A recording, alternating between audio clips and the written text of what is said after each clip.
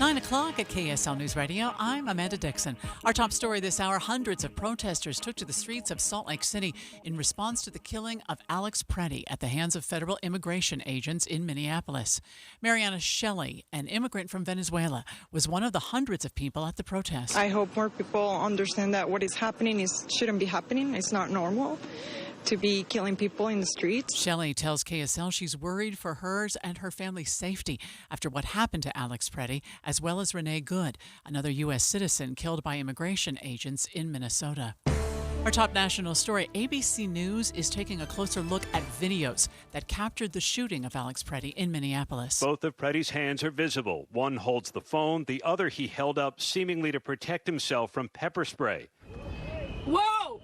Preddy is seen being pepper sprayed. 3 officers grapple with him until he's taken down and held on the frozen pavement. Another group of officers then surrounds him. At 9:01, the federal officer in a gray jacket emerges from the scrum with a gun that appears to match the one Preddy had a permit to carry. Almost simultaneously, the first shot is fired. ABC News Chief Investigative Correspondent Aaron Katersky reporting. Your money at this moment. The Dow is up 179 right now. That's 0.4%. We're at 49,281. Coming up, we've got clear skies today and highs in the 40s. KSL weather is next. KSL News Time, 9:02.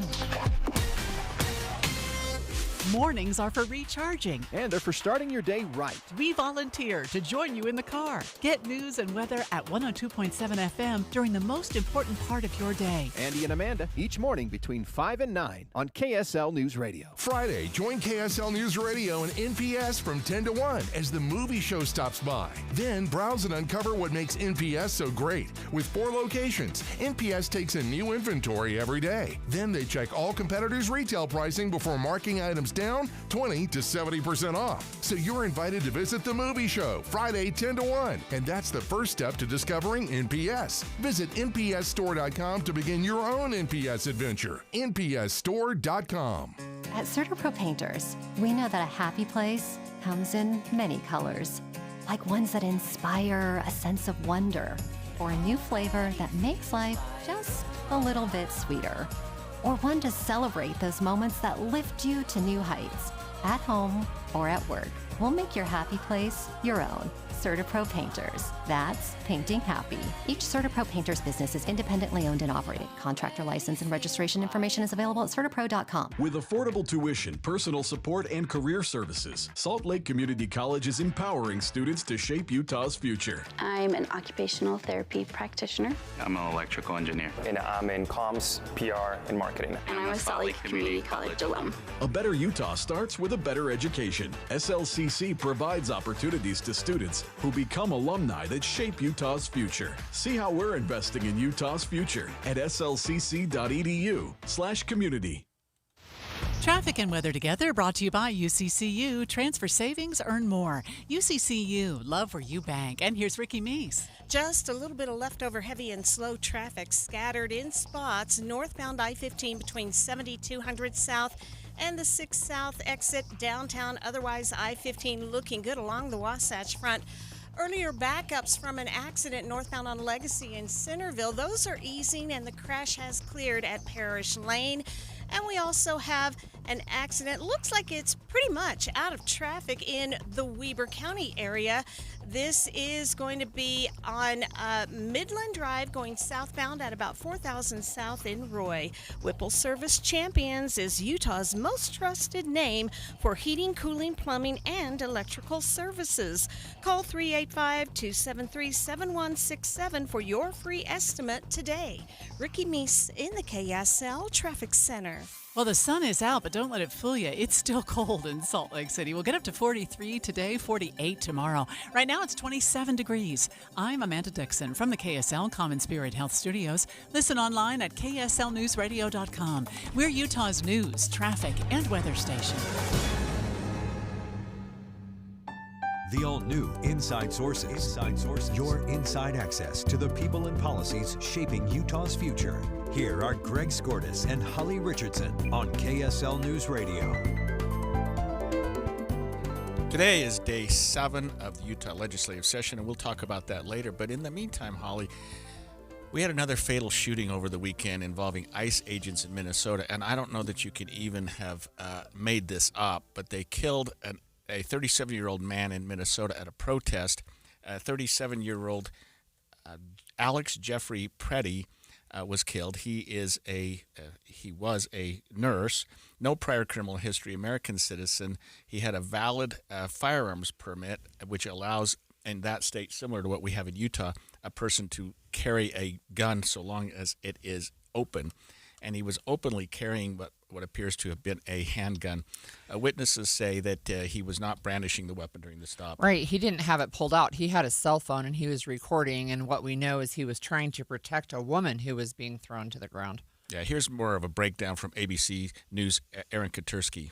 Preddy appears to be using his phone to record two bystanders interacting with a federal officer before that officer is seen shoving one of them across the street. Do not push them into the traffic. Another camera angle shows the officer shove one of those individuals into Preddy. You can see the two holding on to each other. The confrontation escalates.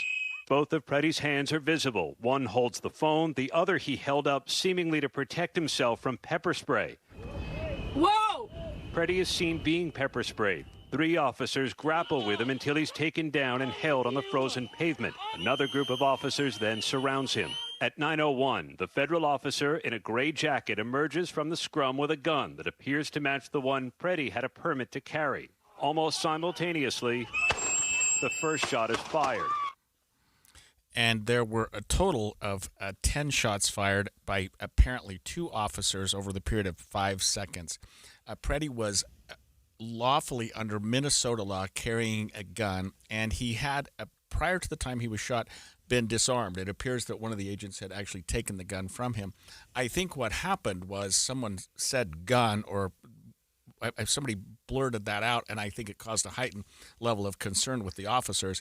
Nonetheless, you can't fire at an individual unless they pose a threat to you or someone else. Well, and I haven't seen any of the videos where you can hear somebody saying gun. What I have seen is after he's dead, they're searching his body saying, where is the gun? Yeah.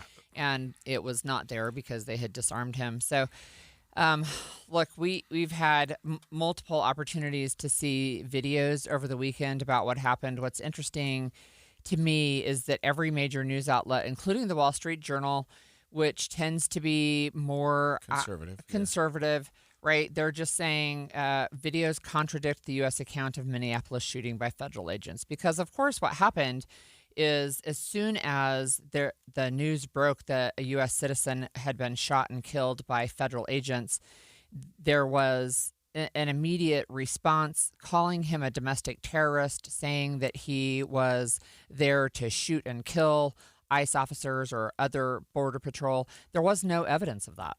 Yeah, it appears that he was there participating in the rally, that he was lawfully participating in the rally. I mean, a lot remains to be seen during the investigation. What's concerning about this from my own personal perspective, and I will just say this, and I've said this on the air before, I have been involved in officer-involved shootings, officer-involved use of force, both as a prosecutor and as a representative of the law enforcement community, which I do now. And you would hope that there would be a fair and open investigation into this. I don't know that we're going to get that. It seems like some people are already coming to some conclusions that that this individual was armed and dangerous and was somehow posing a threat to these officers. What's going to be important are the body cams, the videos that, and not only that, but there were probably a dozen people there that were videotaping this. We've seen so many angles of it, and investigators are going to have to go through that line by line and item by item. And I hope that this isn't the same as what happened on the Good case, where federal investigators are telling the state, we've got this, we're going to do the investigation, because that's not the way it works. That's not the way it works in practice. So Minnesota had to file an immediate lawsuit saying, trying to get these federal agents to preserve evidence from the crime scene, because multiple witnesses say that their cell phones had been grabbed.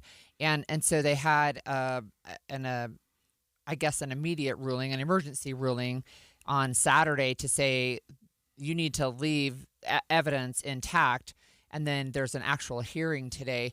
But there's also a number of Republican lawmakers now who are joining Democrats calling for an independent investigation. into that shooting. Here's ABC's Trevor Alt, who's in Minnesota.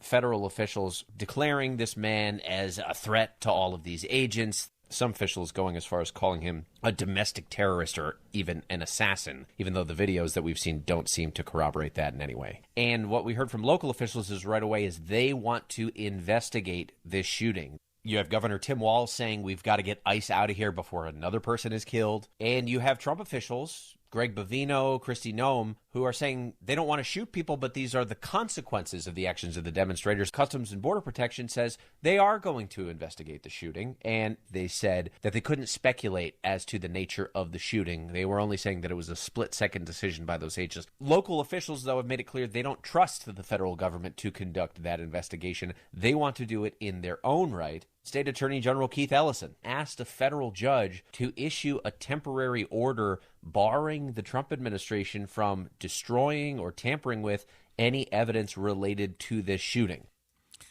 You know, I've done this for 43 years, and there has to be a level of cooperation between state and federal investigators anytime you have an investigation like this, because both, believe it or not, have jurisdiction to investigate and to possibly prosecute this or do what they need to do to complete the investigation. So there, we do it here in Utah. I've not seen problems between the federal and the state authorities when a federal officer is involved in the use of force, working together, making sure that they share information. And there shouldn't be that concern in Minnesota.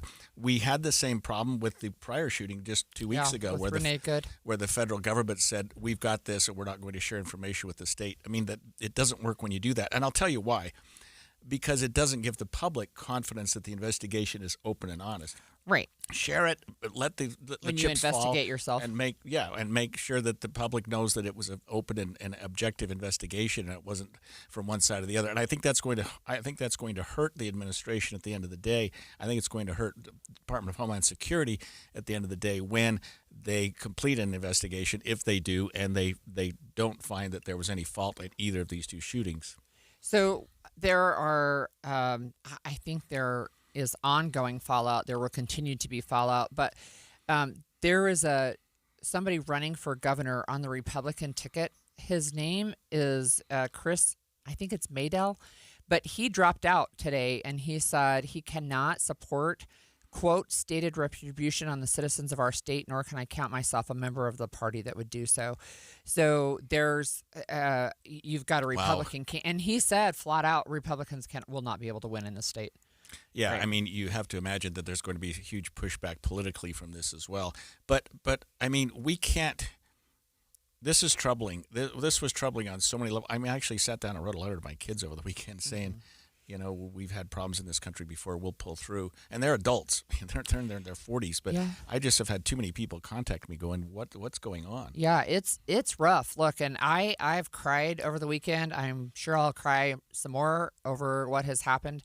But I'm looking at this really emotional video from the hospital staff because Alex Preddy was an ICU nurse in the VA hospital, and he was there with veterans sometimes as they passed away. Well, they're taking him down the hall. His body's on a stretcher with a white sheet over it with an American flag, and he's basically getting an honor walk even though he has already passed away. It's just so emotional. And he's got his parents issued a statement, and even the parents of Renee Good issued a statement. Yeah, I saw that. Yeah, his parents said, "We're heartbroken, but also very angry. Alex was a kind-hearted soul who cared deeply for his family and friends, and then also the American veterans whom he cared for as an ICU nurse at the Minneapolis VA hospital. Alex wanted to make a difference in this world. Unfortunately, he will not be with us to see his impact. I do not throw around the hero term lightly. However, his last thought and act was to protect a woman." And then they say this: "The sickening lies told about our son by the administration are reprehensible and disgusting. Alex is clearly not holding a gun when attacked by Trump's murdering and cowardly ICE thugs. He has his phone in his right hand and his empty left hand is raised above his head, trying to protect the woman ICE just pushed down while being pepper sprayed." I mean, they have some strong feelings, as they should. As you might expect. So when we come back, we're going to talk about the Second Amendment, because what I have seen is an absolute reversal in what I have heard forever as a Republican saying forget the Second Amendment. But we'll talk about that when we come back. Are you looking to upgrade your home this year? Advanced Window Products is your local window and door manufacturer that sells direct to the public. That's right, celebrating 40 years serving Utah since 1986. And right now, it's the New Year, New Window sale. Get $2,500 off when you buy 10 windows or more. Our windows are made right here in Salt Lake City. Sales and installation are all in-house, meaning no middleman markups. You get the most affordable, high-quality custom windows in the state. We build it, we install it, and we guarantee it for life. Every window comes with a lifetime warranty, labor, glass, and parts included, serviced by our local team, and the warranty is transferable to the next homeowner. Financing is available too. Save now, pay later, with payments as low as $150 a month. Buy local and support the local economy. Don't wait. Buy 10 windows or more and get $2,500 off. Beat the rush and call today. Call us at 801-850-9100. That's 801-850-9100. Or visit us at advancedwindows.com. I'm Ed Evans, CEO of Consumer Cellular. You know, the big wireless companies say they have discounts for people over 55. But unless you're willing to sit on hold and ask, you're probably paying more than you should. At Consumer Cellular, there's nothing to hunt down. We're built for people 50 plus with plans starting at just $20. And our 100% US-based customer service actually answers the phone. Call 1-888-FREEDOM or visit consumercellular.com today and get your second month free for a limited time. Taxes, fees, and other third-party charges will apply. See website for additional details. Rain-X wipers are the #1 wiper blades in America. That means all kinds of drivers choose Rain-X. Big drivers in small cars choose Rain-X. Small drivers in big cars choose Rain-X. Drivers with long hair and short commutes choose Rain-X. Drivers with short hair and long commutes choose Rain-X. Drivers with pets on board, babies on board, and bored babies on board choose Rain-X. Basically, drivers who love a clear view of the road all choose Rain-X wipers, the #1 wiper blades in America. If you've ever set New Year's resolutions before, you know how difficult it is to follow through because you have to wait to see the results. What's up, everybody? I'm Mike Wilson with Any Hour Services, and in honor of your New Year, New You resolutions, Any Hour Services is having our New Year, New System sale. From now until the end of February, Any Hour Services will give you $2,026 off a new furnace and air conditioner. And you don't have to wait to save the money. You get $2,026 off at the time of purchase. The only thing you have to do to qualify for our New Year, New System sale is call Any Hour Services and schedule a free estimate. When you call, there's no obligation to buy. Just schedule a time to meet that works best for you. Let me say that again. From now until the end of February, when you have Any Hour Services install a new furnace and air conditioner, we'll give you $2,026 off. Call Any Hour Services right now and schedule a free estimate. 801-443-7400. You can Google Any Hour Services. You can even schedule online at anyhourservices.com. No one helps more homeowners than Any Hour Services. This message comes from Viking, committed to exploring the world in comfort. Journey through the heart of Europe on an elegant Viking longship with thoughtful service, destination-focused dining, and cultural enrichment on board and on shore. With small ships that bring travelers closer to the destination, there's more time to explore. And every Viking voyage is all-inclusive, with no children and no casinos. Discover more at Viking.com. Welcome back to Winter Hack Radio, the place for clever hacks to survive the season. Icy driveway? Well, try spreading sand or birdseed to help with traction. Snowy puppy paws? Well, grab a whisk, brush it off, done. Catch COVID-19? Well, just get... Actually, there's no hack for COVID-19. But if you test positive, prescription medications for COVID exist. Ask your doctor if they're right for you. Visit PfizerForAll.com to learn more. Sponsored by Pfizer. You can't escape a traffic jam. Know what else you can't escape? Seasonal allergies. And you might think you can avoid that coffee stain until... Oh, really? You can't escape a lot of things in life, but you can escape prediabetes. Prediabetes captures 1 in 3 adults. There are usually no signs of prediabetes. In fact, most people don't even know they have it. But with early diagnosis, you can change the outcome and prevent or delay type 2 diabetes. Take action by taking the 1-minute risk test at doihaveprediabetes.org. You might not be able to escape having this song stuck in your head, but you can escape prediabetes. Go to doihaveprediabetes.org today. Brought to you by the Ad Council and the Centers for Disease Control and Prevention. And expanded Inside Sources. Inside Sources. Following up on the shooting that occurred over the weekend in Minneapolis, causing the death of Alex Preddy by a Border Patrol agent over the was Saturday morning, really early in the morning. The Trump administration continues to claim that the shooting of Preddy was justified because they say he was inciting violence against agents. Multiple camera angles as well as sworn testimony from eyewitnesses refute that claim. President Trump and his administration are also claiming that Preddy should not have been carrying a gun during the incident, but Minnesota authorities say he was a legal gun owner and had a permit to carry. There's really a sort of a Second Amendment question. There's here. a huge one, and here's the thing that's ironic / concerning to me is the people who have forever been Second Amendment right supporters, right now all of a sudden are like not. And we have, and we'll talk about this, I'm sure, but we have the example, of course, of Kyle Rittenhouse, who went to a protest. He ended up shooting and killing 2 people. I think a third one was injured. And he's somehow touted as a hero. Right. This person who did not have his gun out but was carrying legally is now somehow the bad guy. Look, I have to read you a couple of things I read on X over the weekend. Charlie Kirk said this, and this was in 2018, so it's been a while. But he said this, and of course we know Charlie Kirk passed away, was shot and killed in Utah in September. But he said this: the Second Amendment is not for hunting. It is not for self-protection. It is there to ensure that free people can defend themselves if, God forbid, government became tyrannical and turned against its citizens. Boy, how prophetic was that? And then we have this from a United States attorney. He said this, he posted this on X, and he's Republican. If you approach law enforcement with a gun, there's a high likelihood they will be legally justified in shooting you. And the NRA had to weigh in on that and say, this sentiment from the first assistant U.S. attorney for the Central District of California is dangerous and wrong. Responsible public voices should be awaiting a full investigation, not making generalizations and demonizing law-abiding citizens. Well, let's get our own local expert in on this, and a person that I've relied on and contacted in situations, Clark Aposhian. Clark, thanks for joining us this morning. Well, hi. Yeah, good morning. So, you are the gun guy, Clark. This one kind of pushes against both sides, Clark. What can you tell us about the sort of the open carry aspect of this?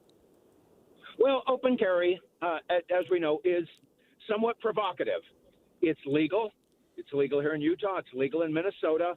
But, occasionally you have to kind of read the room, so to speak. But I'm not, advocating to get rid of open carry. I think that would be a carve-out that I wouldn't be in favor of. And, he absolutely had a right under the Second Amendment to bear that firearm, to keep that firearm. And as far as what he did with it, apparently he didn't do anything with it. The law is very specific as to carrying, but not so much on what you do with it. But carrying, he was well within his rights to carry that firearm. It was and I've actually heard from people saying that, well, it was a specialized assassin weapon. It was a Sig Sauer P320 that the military uses with a laser optic sight on it. It's one of the most common firearms carried nowadays. So, yeah. So, Clark, can I ask you, what is your response as somebody who's very pro Second Amendment? What is your response to hearing people, I would say, within the Republican Party saying he should not be carrying at all? I'm not gonna change what I've always said. If you have a right to carry a firearm, you can carry that firearm. Carrying is one thing. What you do with it is a completely different thing. That permit was to carry the firearm. You're issued a permit to carry the firearm. It does not speak to what you do with it. And what he was doing with it was just carrying it. He wasn't doing anything with it. So I guess I would say I disagree. Thank you. Clark, do we have, given this and what happened at the No Kings rally here in Salt Lake back in June, some feeling maybe that even openly carrying puts a person at risk, and that we should reevaluate that, or do you think that we need to reevaluate how we're looking at people who are lawfully openly carrying? I don't think so. I really don't. And I'll tell you why.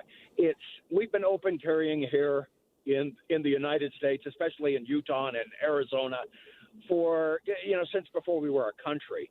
Honestly, I think the more you open carry, yes, it can be provocative for other folks, but exposure to this kind of thing in all things, it creates acceptance. But a police officer, that statement from the Attorney General that said, if you approach a police officer with a firearm, if it's in your hand and it's pointing at the cops, certainly that's different. But if it's on your hip or if it's otherwise, holstered or encased or something like that, then there shouldn't be. In fact, we rewrote the disorderly conduct law to indicate that, so that just the mere carrying of a firearm is not even to be considered disorderly conduct.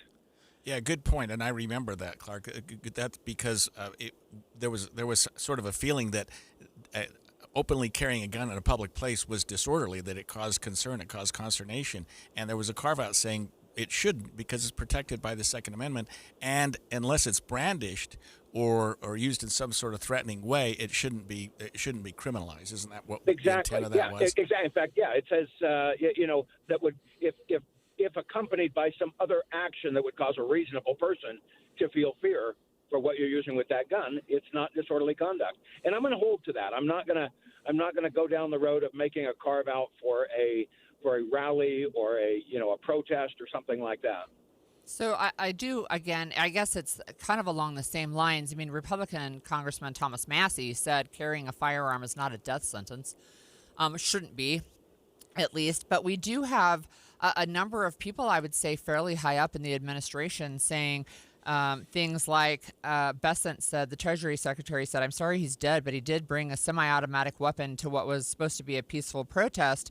And then the interviewer says there's no evidence he brandished the gun, and the administration's response was, but he brought a gun.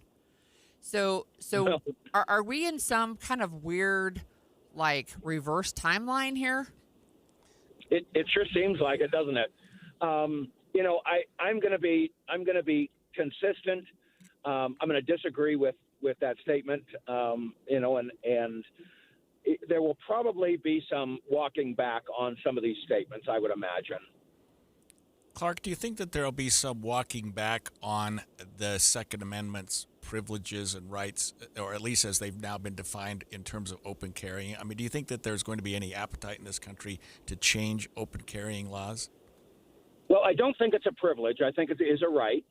And I would certainly, resist any walking back on this. We've had this right for over 200 years. And, I'm going to call this a blip in the in that history. And I don't see us walking it back.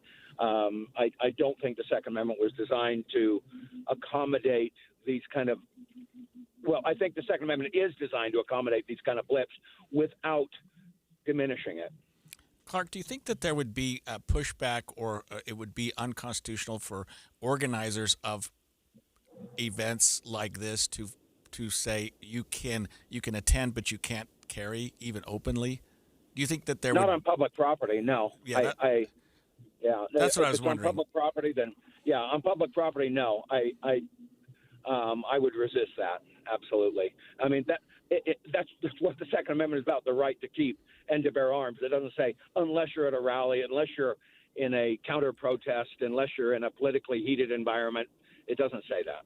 So attempts by groups or even the government to limit that would probably meet with some resistance, and it would probably, in your opinion at least, and I trust your judgment, would probably be in violation of the Second Amendment. It would. I think it would definitely be in violation. I mean, I'm not saying that you couldn't get it passed in some states. Highly unlikely in Utah, right. But you might be able to get it passed in some states like New Jersey. I think it would fail. It would fail under a Supreme Court ruling, though. Okay. Thank you so much for joining us this morning. That was Clark Aposhian. And, what I was hoping we had time for, we ran out of time, was what bills he was following in Utah, because there are a number of them that actually addresses some of the gun laws in the state. We'll actually talk about some of those when we come back after the break, and maybe we can get Clark on later on today or later on in the week. Stay with us.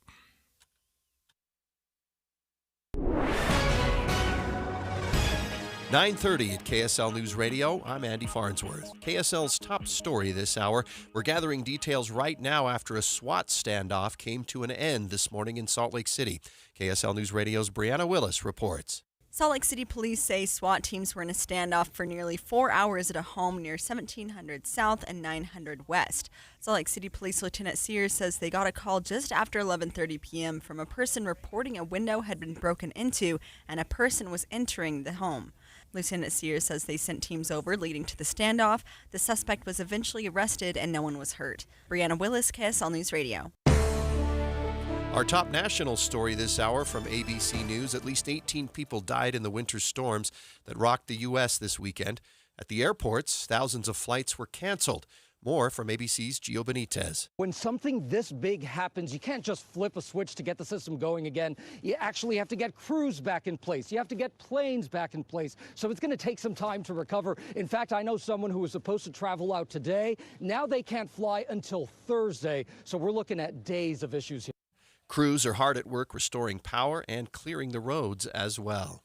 Your money at this moment, the Dow is up 170 points right now. That's 0.33% to 49,259. Coming up, doesn't look like we've got a lot to worry about in the commute after kind of a crazy morning. We'll get a check of traffic and weather together next. KSL News Time, 9:31. A reminder about the simplest way to get updated for your day. Hit your KSL preset when you jump in the car, and we'll take care of the rest. Hear key news updates and traffic reports. Andy and Amanda from 5 to 9 in your car. KSL News Radio at 102.7 FM. Stop for a moment and think about this. Do you know how much money in your 401k or IRA is actually yours? Or will the government take a bigger chunk than you thought? Remember, you still might owe taxes on that money. But do you have a plan to help make sure you don't pay more than you should? At Capital Wealth Advisors, we believe you deserve to keep more of what you've earned, which is why we're here to help you navigate the confusing world of retirement taxes. It's your money. You deserve to know what's at stake. Right now, taxes are historically low, but they won't be this low forever. So call the Capital Wealth Advisors team today so you don't miss out on this opportunity. 801-210-5500. That's 801-210-5500. You work hard for your money, and we'll work just as hard to help you keep it. Capital Wealth Advisors, 801-210-5500. Advisory services offered through Capital Wealth Advisors, LLC, a state of Utah registered investment advisor. Firm may not give tax advice. Finding excuses to not do your taxes? Unsure where to start? Sounds like you may be suffering from FOMO, the fear of messing up. The cure? Filing your federal and state taxes for free using TurboTax on Credit Karma. All you have to do is start and finish filing on your own in the Credit Karma app by February 28th. Just keep in mind, this offer is available only if you didn't file with TurboTax last year. It's time to break free from your fear of messing up. Start filing for free today in the Credit Karma app. You're still grooving, still connecting, still loving, still turning up, still thriving. You still got it, but your immune system, it weakens as you age. That's where vaccines come in. They help train and strengthen your immune response to fight off respiratory illnesses like flu, pneumococcal pneumonia, RSV, or COVID-19. Ask your doctor or pharmacist which vaccines you need. Book in minutes at vaxassist.com. Sponsored by Pfizer. When Team USA is on, you can almost see the moment a kid starts believing they could be next. Now, while Xfinity can't guarantee that, they can guarantee something just as important, that your internet price won't change for 5 years. No contracts or commitments, so while your kid is ordering gear online, streaming highlight reels, or video chatting, your Xfinity internet price won't budge. And who knows, by the time the next Olympic Winter Games roll around, your kid could be getting fitted for their very own Team USA USA uniform. And guess what? You'll still be paying the same price for reliable Wi-Fi. And there's even more to enjoy with the Xfinity Gold Medal Celebration. Now through February 22nd, get their best price on gig Wi-Fi for 5 years guaranteed. Just $50 a month, plus get Peacock Premium included for 2 years. That's a $10.99 monthly value. Xfinity. Imagine that. Proud partner of Team USA. Restrictions apply. Requires paperless billing and auto pay with stored bank account. Taxes and fees extra. Actual speeds vary. Traffic and weather together on KSL News Radio, brought to you by UCCU. Supercharge your savings at UCCU.com. Here's Ricky Meese. We have a good-looking drive once again on all the Valley freeways. That includes I-15 both directions between Willard Bay all the way down past Utah Lake, right on into the Mona area. The rest of the freeways also clear. No crashes on the freeways remain secondaries. Downtown Salt Lake, a minor accident being cleared at 9th South at about 7th East. Looking for the best Valentine's gift ever? Exclusive Valentine's blankets only available at Minky Couture. Use code KSL50 online and in stores to receive 50% off your purchase. Visit minkycouture.com. Ricky Meese in the KSL Traffic Center. KSL weather forecast for today. We will see the sun. We already see the sun, but it's still cold here in Salt Lake City. Highs only going to be in the low 40s. 43 predicted right now. Tomorrow's going to be similar, but a little bit warmer. Right now, 28 degrees in Salt Lake City. I'm Andy Farnsworth from the KSL Common Spirit Health Studios. Listen online at kslnewsradio.com. We're Utah's news, traffic, and weather station. Eye on the Hill 2026. Special coverage on Inside Sources. I will come back to firearm laws and Second Amendment later, but let's go up on Capitol Hill for a minute. There's an effort on Capitol Hill being put in front of lawmakers today that will double the percentage of signatures needed to get an initiative on the ballot. And before we get to that, Holly, can you break down, because you were on the Hill, what people need to know about what a ballot initiative is? Yeah, sure. A citizens initiative is basically what it sounds like is citizens can say, hey, look, I don't agree with what either happened or did not happen at the Utah legislature. And so I'm going to try and collect signatures to get this issue on a ballot so that members of the broader public can vote on it. So what we've talked about a lot is Proposition 4 that passed in 2018, which was a citizens initiative calling for an independent redistricting commission and then placing some guardrails around the legislature and drawing maps, right? That was a citizens initiative. So is legalizing medical marijuana. That was a citizens initiative. But what has to happen is they have to get 140,000-ish verified signatures. It's actually a percentage. And so the signatures have to be people who actually live in the area who are registered to vote, right? And they have to be able to do that in a fairly tight time frame, it feels like. And so it's already a decently high bar. Well, the reason we're talking about it today is there's an effort on the Hill to double the number of signatures required to get one of these on the ballot. And with us right now is the sponsor of that bill. It's Representative Andrew Stoddard. Thanks for joining us today. Yeah, thanks for having me. I wonder just right off the bat if you can talk to us about why the doubling. Yeah, so I want to clear up a little bit of what you said. So this specifically deals with legislative initiatives, not ballot initiatives. Okay. So currently under our state code, we have two different types of initiatives. We have ballot initiatives, like you said, Prop 4, Prop 2 with medical marijuana. That is not touched at all by this bill. But then we have another route where people can gather signatures, and it goes directly to the legislature. So I want to go back. I'm sorry. Let me just ask you: is this an indirect initiative? Yes. Okay. All right. Thank you. So I want to go back to what seems like forever ago, but was really just a few months ago. The Utah Republican Party, in their attempts to undo our independent redistricting committee, initially wanted to put it directly in front of the legislature, and that requires less signatures to get it in front of the legislature. And so that's what I'm trying to change with this bill. I think whether we get it in front of the legislature or we get it in front of the people, we should be getting the same amount of people who are interested in making the change. We shouldn't have a shortcut to send it in front of a supermajority. Well, thanks for clarifying that. Yeah. So Andrew, in light of let's just put this in the context of Prop 4. What would this do in terms of what the legislature is trying to do? Yeah. So if this had been in place prior to the initiative efforts by the Utah GOP, what it would have done is it would have put the legislative initiative and the ballot initiative on the same playing field. So they would have had to gather the same amount of signatures, and ultimately they ended up going the ballot initiative route, which I think is a better route anyway, because then there's more input on it from people. But I felt like there was an attempt to short circuit that by gathering less signatures, having less people want to make the change, and then putting it in front of a body that's so biased that they already would know the outcome. So I just have a question, and I had this question in the fall, this indirect versus direct initiative, and I understand a lot better, thank you, about what this bill would do. But why is there an initiative process that would go straight to the legislature rather than on the ballot? I don't understand why that even exists, actually. You and I both, Holly. Okay. I don't understand. And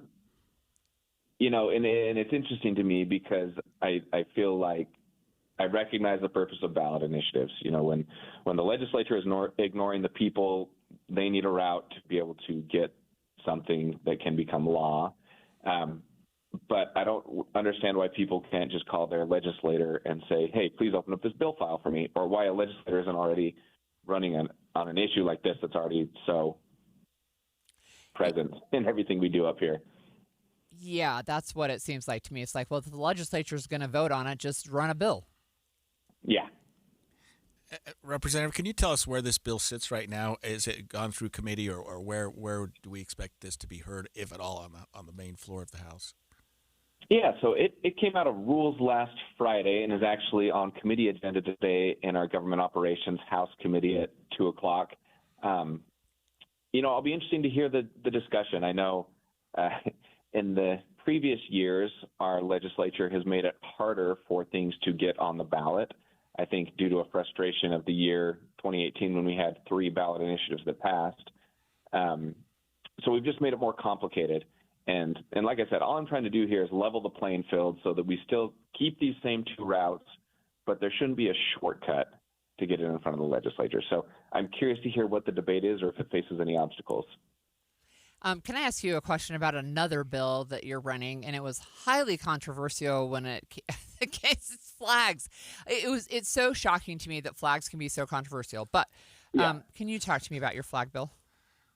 Yeah, absolutely. So the flag bill that was passed last year was directed towards our K-12 schools and government buildings.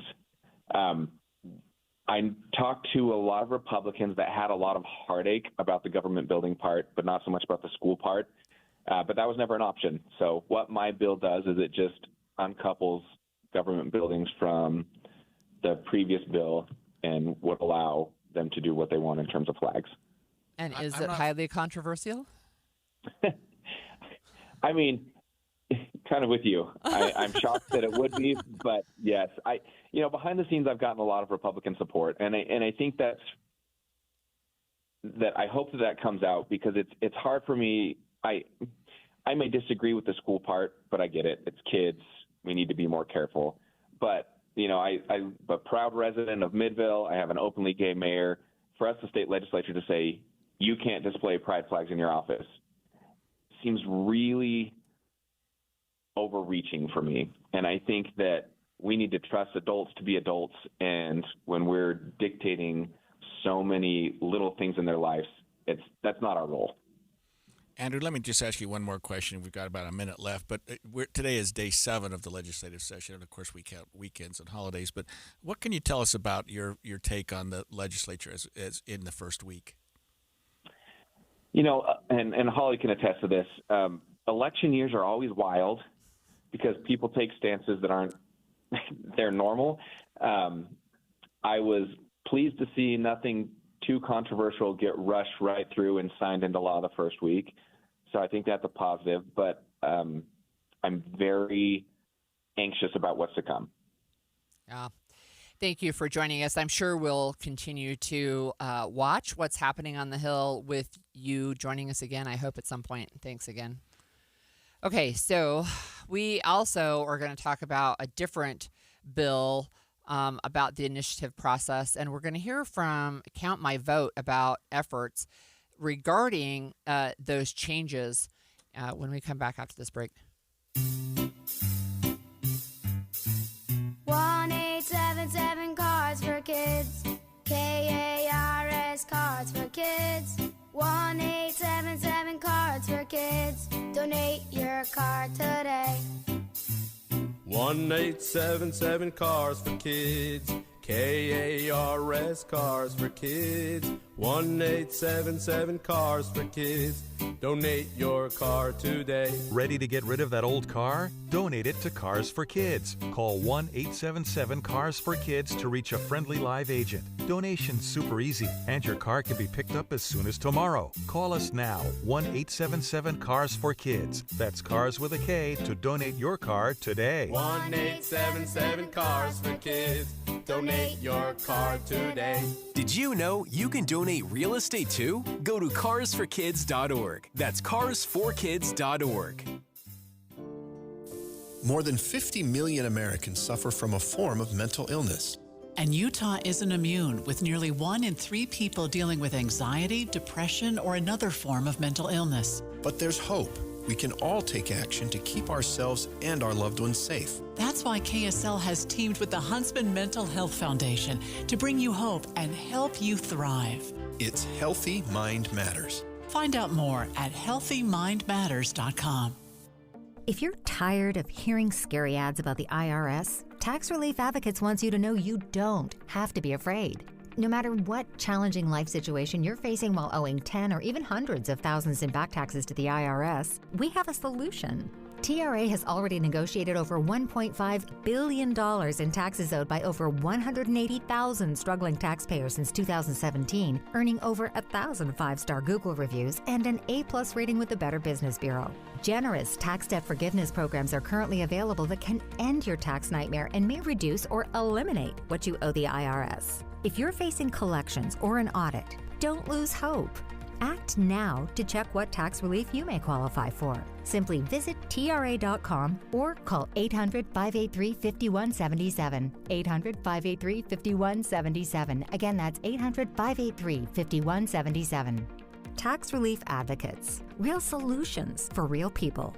Are you ready for a new you in the new year? The Salt Lake City Fat Loss Program has helped thousands of frustrated men and women feel confident in their clothes, boost their energy, and finally feel like themselves again. So, what's the secret? Salt Lake City Fat Loss uses a science-proven plan to help reset your metabolism and lose up to 1 pound of fat per day without dangerous drugs or exercise. And right now is the perfect time to start. Due to overwhelming demand, Salt Lake City Fat Loss has extended their huge New Year's sale, over 20% off for a limited time only. I'm Maria Chaleos. Do what I did. Lose up to 1 pound per day. Right now, you can save with their New Year's special at slcfatloss.com. Whether you want to love what you see in the mirror again, boost your energy, fit better in your clothes, or feel more confident and healthier as you age, Salt Lake City Fat Loss works. Huge New Year's sale is ending soon. Schedule your free consultation today at slcfatloss.com and lock in your savings. That's slcfatloss.com. Results may vary. Hi, I'm Ryan Blaney, a third-generation race car driver, and we dedicate a lot of our time to going as fast as possible. My grandpa Lou is the reason why my dad and I started racing, and I'm really proud to follow in his tracks. But when my grandpa was diagnosed with Alzheimer's, it was a very unexpected bump in the road for us. I've learned a lot on this journey with my grandpa Lou, and the memories of my grandpa will always be with me. It's important to notice if older family members are acting differently, experiencing problems with their memory, or having trouble with routine tasks. Talking about Alzheimer's can be really tough. But if you notice something, have a conversation with your loved one. Encourage them to see a doctor or offer to go with them. Early detection of Alzheimer's can give your family time to explore support services, make a plan for the future, and access available treatments. The Alzheimer's Association provides care, support, and research to help you take control of the situation with your family and manage the disease together. If you or your family are noticing changes, it could be Alzheimer's. Talk about seeing a doctor together. Visit alz.org/time-to-talk. A message from the Alzheimer's Association and the Ad Council. Email from school about the incident today. Scary. You know, Teachers like me, parents, we don't always know as much as you guys do about what's going on with other kids. Half the time, it's rumors. Yeah, but if you're ever concerned about a friend who's having trouble with alcohol, prescription drugs, anything, you need to tell an adult, someone you know and trust. That can be hard, but speaking up about a problem is what helping a friend is all about. For more information, visit underagedrinking.samhsa.gov. Inside Sources. Inside Sources. Well, let's stay up on Utah's Capitol Hill and talk about other issues that are involving the Utah legislature. I think we agreed, Holly, today is day 7 of the legislative process, and we had Representative Andrew Stoddard join us at the last section to talk about ballot initiatives and something I'd never heard of, which are indirect initiatives. Yeah, that's right. But let's shift gears a little bit. Just a little. So I want to talk about signature gathering, and I want to talk with Taylor Morgan. He's the executive director of Count My Vote. Thanks for joining us, Taylor. Hey, thanks for having me. So good to be with you guys. Is this the Taylor Morgan, by the way? Oh, Greg, come on now. It's an honor. Look, I wanted to talk to you about some of the bills on Capitol Hill. So we just talked with Representative Stoddard about it's basically doubling the number of signatures you need to get an initiative in front of the legislature, which is the indirect initiative, and just equalizing it with the ones that go to the ballot. But I know there are also bills related to signature gathering for candidate petitions, and I wondered if you could talk to us just a little bit about why we even have signature gathering as an option, and then what some of the bills you're watching might do to that. Yeah, great question, Holly. There's a lot there. I'll do the best I can here, I'm sure, with limited time. Let me start with Representative Stoddard's bill that's up in committee this afternoon. Now, I never want to go on the record supporting an Andrew Stoddard bill, and I'm joking, of course. This is a great bill, actually, raising that threshold for indirect initiatives from 4% to 8%. I think that just makes sense. And then we're equalizing the signature requirement across all 3 forms of citizen petitions that are guaranteed by the Utah Constitution: the indirect initiative path, direct initiative path, and, of course, referenda. So I think it makes sense. And personally, I have a lot of experience with initiatives. I have gathered tens of thousands of signatures. I've verified thousands of signatures when I worked in the state elections office. And let me tell you, even with all that said, initiatives should be really, really hard, in my opinion, because we look at states like California and Washington and others who govern by initiative, and they spend their budgets by initiative.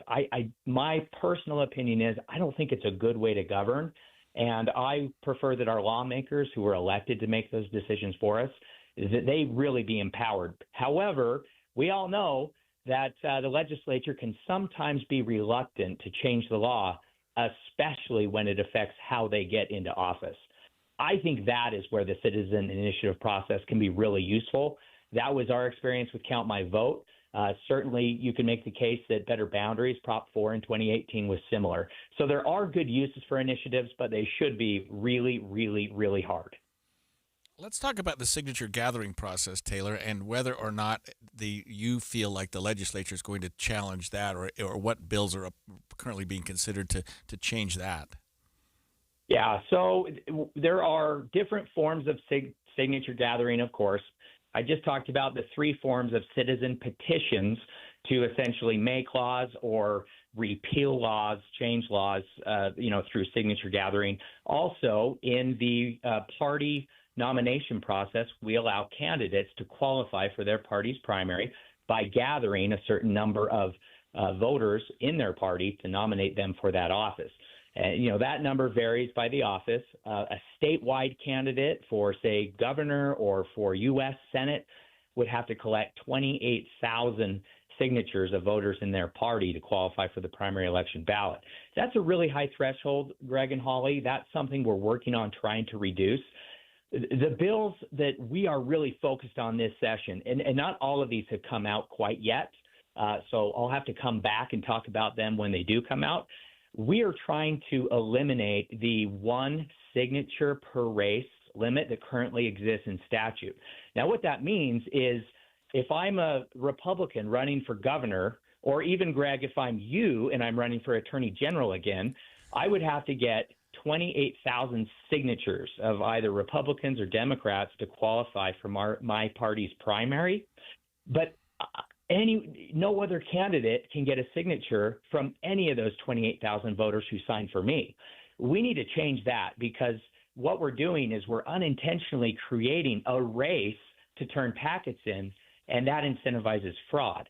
Because right now, whichever candidate gets that number first and gets their packet in first, they get all of the signatures, and other candidates' packets are frozen until the clerks get through that first candidate's packets. So that's something we're trying hard to fix this session.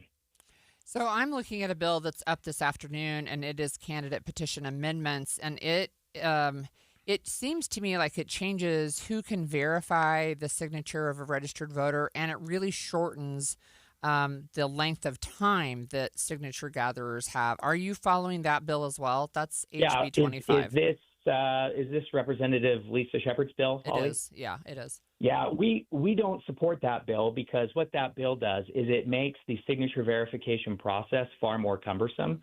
It prevents the state elections office from being able to hire one of our clerks to support and help with signature verification.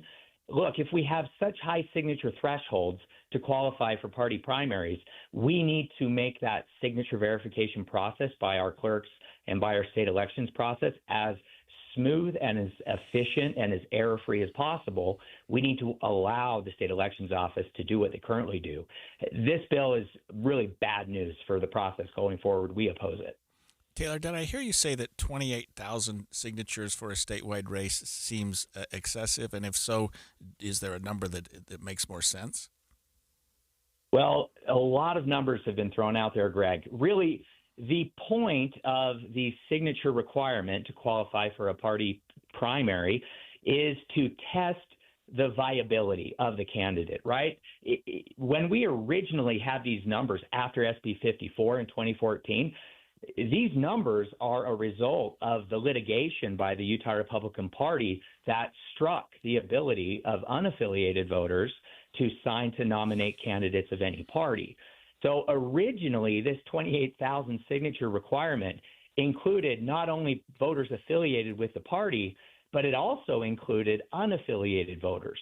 And when the court struck the ability for unaffiliated voters to sign for a party, we were left with the high signature threshold, but we now don't allow unaffiliated voters to help. So we need to bring that threshold down. 1%, 2%, 3% of registered party voters. Those seem to be the most common numbers out there in other states who do this. So is there any other bill? You've already mentioned one, and then we talked about the one that's up to date. Is there any other bill that you're looking at, either in support of or with concern on the Hill this year? Yes. I'll point your listeners to SB 194, sponsored by Senator Mike McKell. This is a really important fix to our signature thresholds. For the same reason I just described, we're left with a little bit of a mess after the Republican Party's years of litigation. Right now, the signature requirement for partisan candidates running for a county-wide office is 3% of all voters eligible to participate in that party's primary.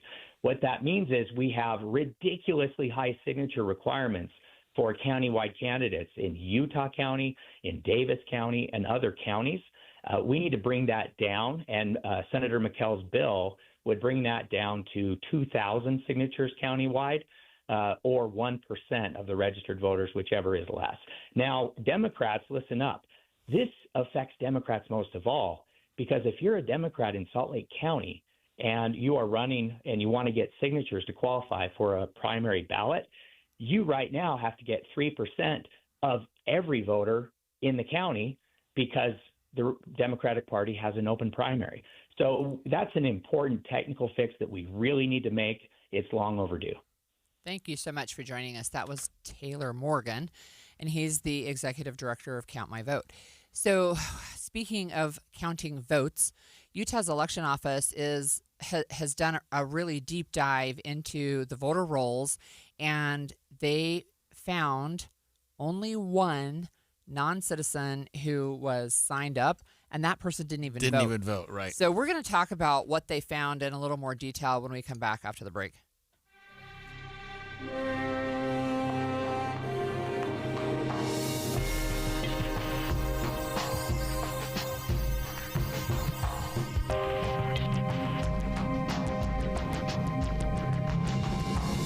KSL FM Midvale. KSL Salt Lake City. From the KSL Common Spirit Health Studios, this is KSL News Radio. Utah's news, traffic, and weather station.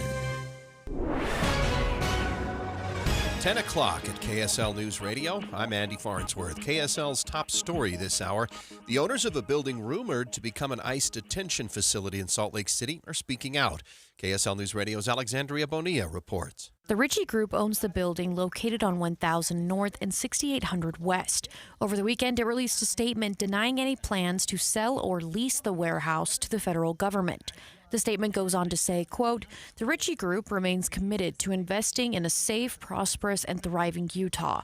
We call on and encourage all Utahns and our elected leaders to engage in civil and respectful dialogue." Protesters gathered outside the warehouse a few weeks ago when the rumors started circulating. It got some major criticism, including from Salt Lake County Mayor Jenny Wilson. Wilson says she is deeply relieved after hearing the news from the Ritchie Group. Alexandria Bonilla, KSL News Radio. Our top national story this hour from ABC News. Protests continue around the country after the death of Alex Preddy, who was shot and killed by a Border Patrol agent over the weekend in Minneapolis. And a growing number of lawmakers in Washington, D.C. are calling for an independent investigation. Republican Congressman Thomas Massie posting, "Carrying a firearm is not a death sentence. It's a constitutionally protected God-given right." The NRA even speaking out, posting, "Responsible public voices should be awaiting a full investigation, not making generalizations and demonizing law-abiding citizens." ABC's Rachel Scott reporting. Federal health officials are recommending people stop drinking regular sodas and diet or zero sugar sodas. The new recommendations are from the Trump administration, saying the sugar substitutes could still be linked to conditions such as cardiovascular disease and type 2 diabetes. But there is conflicting research on the topic, and more long-term studies are needed. Your money at this moment, the Dow is up 135 points to 49,234. Coming up, we got sunny skies, but really cold temperatures. KSL weather's next. KSL News Time, 10:02. The sources where we get our news matters. When you listen to Utah's Morning News, we want you to feel the stories are important to you and trustworthy. This is Amanda Dixon. And I'm Andy Farnsworth. Join us weekday mornings on KSL News Radio. I'm back to doing what I love and more, thanks to the Good Feet store. Do you spend half your day walking or standing while working? If you have foot, knee, or back problems, the Good Feet store wants to help you like we help Tony. Pain that I experience the most is foot pain from being on my feet all day. You're having to kind of talk to yourself through the whole shift, like, I got this, I can do this. Before, I felt defeated, and now it's like, all right, let's go. I'm ready. A whole new life, like sunshine coming on. And how about working more comfortably, like Dennis? Working at an amusement park, it's always on your feet. I just couldn't take it, but I didn't have a choice. I just couldn't believe that putting these arch supports in made that much of a difference that quickly. I could do my job and I could take care of my family. I know what my tomorrow's gonna be. It's gonna be positive. You deserve a better life too. Stop in the Good Feet store today. We have locations in Farmington, Riverton, and Sandy. Thanks to the Good Feet store. If you owe back taxes, listen carefully to rule number 1. Never go up against the IRS alone. They're cracking down, freezing bank accounts, garnishing paychecks, canceling passports. Even your home or business could be at risk. But here's what they don't tell you. The IRS has powerful tax relief programs that could save you thousands if you qualify. That's why smart people call Optima Tax Relief, America's #1 tax resolution firm. Nobody knows these programs like the experts at Optima. Their team of tax tax attorneys and licensed professionals have resolved over $2 billion in tax debt for people just like you. The IRS is not stopping, so don't wait and don't take them on alone. For tax help you need, for tax help you can trust, call Optima today for a free consultation. Call 800-343-6460. 800-343-6460. 800-343-6460. Optima Tax Relief. Some restrictions apply. For complete details, please visit OptimaTaxRelief.com. Nate, did you hear that? That's the sound of a great deal. I did, Jake. And today, we're giving KSL News Radio listeners a deal so good, you'll hear it all along the Wasatch Front. That's right, because for today only, Monday, January 26th, Advanced Window Products is having a one-day sale. If you buy 10 or more of our energy-efficient, custom-made windows, we're giving you a mind-blowing $3,000 off. You heard him correctly. That's $3,000 in savings on windows that are manufactured right here in Salt Lake City, specifically for the Utah climate. Call us at 801-850-9100 today only. Our windows not only lower your energy bills, but they also come with a lifetime warranty, including accidental glass breakage. But you must act today. This incredible offer is only valid for a one-day window. You've got until tonight to lock in your savings. You won't hear this commercial tomorrow. It's go time. Get your custom-made windows installed before the summer heat. Call right now for your free, no-pressure quote. The number is 801-850-9100. That's 801-850-9100. Or visit us at advancedwindows.com. Traffic and weather together, brought to you by UCCU. Transfer savings, earn more. UCCU, love where you bank. Here's Ricky Meese. All clear on your major roadways in the valley, and if you're headed up to the slopes, a beautiful drive. All roads are clear to the canyons, I-80 and Parley's, Big and Little Cottonwood, and Highway 189 Provo Canyon. Are you tired of dealing with missing teeth? Are you ready to ditch the dentures? The experts at Stubbs Dental can change your life with dental implants. Get started at stubbsdental.com today. Ricky Meese in the KSL Traffic Center. KSL weather forecast today is going to be the coldest of the next 7 if the predictions hold up. We're only looking at a high of 43 today. It warms to 48 tomorrow. Could see 50s by the weekend. Right now it's 30 degrees in Salt Lake City. I'm Andy Farnsworth from the KSL Common Spirit Health Studios. Listen online at kslnewsradio.com. We're Utah's news, traffic, and weather station. The all-new Inside Sources. Your inside access to the people and policies shaping Utah's future. Here are Greg Skordas and Holly Richardson on KSL News Radio. At a time when election integrity is at the forefront of a lot of people's thoughts, it's no surprise that the Utah elections officials have done a review of what we're doing here in Utah, and what they found was that over 99.9% of Utah voters are verifiably U.S. citizens, and they found that only one non-citizen was listed as a on the rolls of a voter, but didn't vote, but never voted. Yeah, you know what's interesting is there's a lot of interesting things to this, but one of the things is sometimes people are like, well, voter rolls aren't clean. But what that means is when you go, for example, to send out a ballot as a candidate, and maybe you send it to somebody who has moved, well, that person probably can't vote in that same district, right? Especially if they moved very far, right? Or if they moved out of state. But what happens is that Utah actually has a process where they're iterating all the time. So one of the things that I learned, I don't know, it's been a while ago when I was helping with campaigns, but if you die, it is a very short window between the death records actually becoming official and your name being removed from the voter rolls. There's a small window where it might still be there, but it's just an automatic process now where if there's a death certificate that's issued, that person's name is taken off the voter rolls. I wondered about that. Yeah. I mean, how that even, and you're saying Right. it's fairly quick. It's fairly quick, and it's, I think, fairly reliable too, right? So we're not having people from cemeteries go out and vote, nothing like that. But there's always ways to look and say, okay, can we get better? So I'm looking at a news release, and this came from the Lieutenant Governor's Office of Election, basically election oversight. No, that's not the name. It's just elections office, actually. Integrity oversight, yeah. It's elections office. So you mentioned already 99% are 99.98% of Utah voters are U.S. citizens.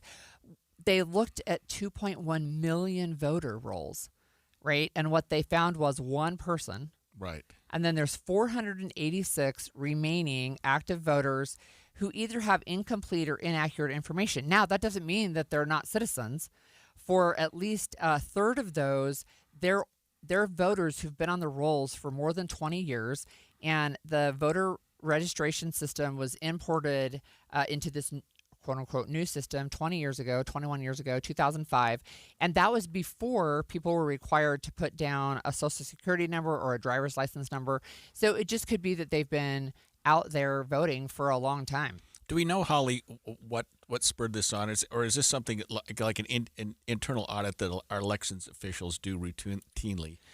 I would say, and this is just speculation on my part, I would say it's part of both, right? I think that there's external events where people are calling into question the integrity of elections, and it's happened in Utah as well. But I would also say that it's part of the natural ongoing process of making sure we have clean voter rolls and that people who are not supposed to be voting are not voting. One of the things that's really interesting is, can you be a U.S. citizen if you were born outside the United States, Mr. Attorney? Can you be? Yeah. Yes. Yeah, you can. Right. Of But course. that's where one of the issues can be is that people were born outside the United States. Now, it even caught the lieutenant governor because she was born to a military dad on a military base, but in a different country. And so she said, even in this press release, that during the 2022 primary election, everybody else in her household got a ballot, but she didn't get one. So she went, she asked somebody in the elections office to look up her voter file, and they said the county clerk marked her as a non-citizen because she was born overseas. No, and so if that can happen to her, yeah, given probably a very long history of voting Right, regularly, that's right. and being a U.S. citizen, you wonder how well, other and people, being the lieutenant governor right? of the state. You wonder how other people just don't receive a ballot and don't recognize or realize that that it was wrong that they didn't receive the ballot, and that there's a remedy to that. So in her case, and this happens, I think, not infrequently, you can be born overseas to citizen parents and still be a citizen of the United States. And particularly with the military, she was born on a military base, which is considered actually U.S. soil. Right. So it's just a little bit funny slash ironic that people are like, oh, no, you must be a non-citizen because you were not born within the contiguous 48 states. I wonder what would have triggered that. I wonder, after all these years, something in terms of election integrity that we're now looking at where you were born and excluding people from voter rolls based on something like that, or we hadn't in the past. It could have been a political process, right, where somebody had a little bit of a bone to pick. But in any case, I think what's interesting is we have clean voter rolls. We have one person that they found. That person, by the way, has been removed from the voter rolls by their county clerk, but that person never voted. And what can be confusing is there are opportunities to sign up to be a voter, and sometimes maybe it's not clear. I don't know. Right? It can be not clear, are you signed up to vote? And sometimes you can sign up one place and not declare a political party, and then you get something else and you declare a party, but sometimes it feels like there's a little bit of time. I went and checked my voter rolls over the weekend on the state legislative website, and even though I've been a registered Republican for a long time, it didn't have my party affiliation down, which was interesting because clearly I've been a registered Republican for quite a number of years. You have to think that Utah voters should have every reason to believe that there is a significant amount of election integrity here. Yeah. I mean, I'm looking at a quote, I think, from the lieutenant governor. How many non-citizens have voted in Utah? 0. Yeah, that's right. I mean, that tells you all you need to know about election integrity in the state of Utah, at least. Yeah.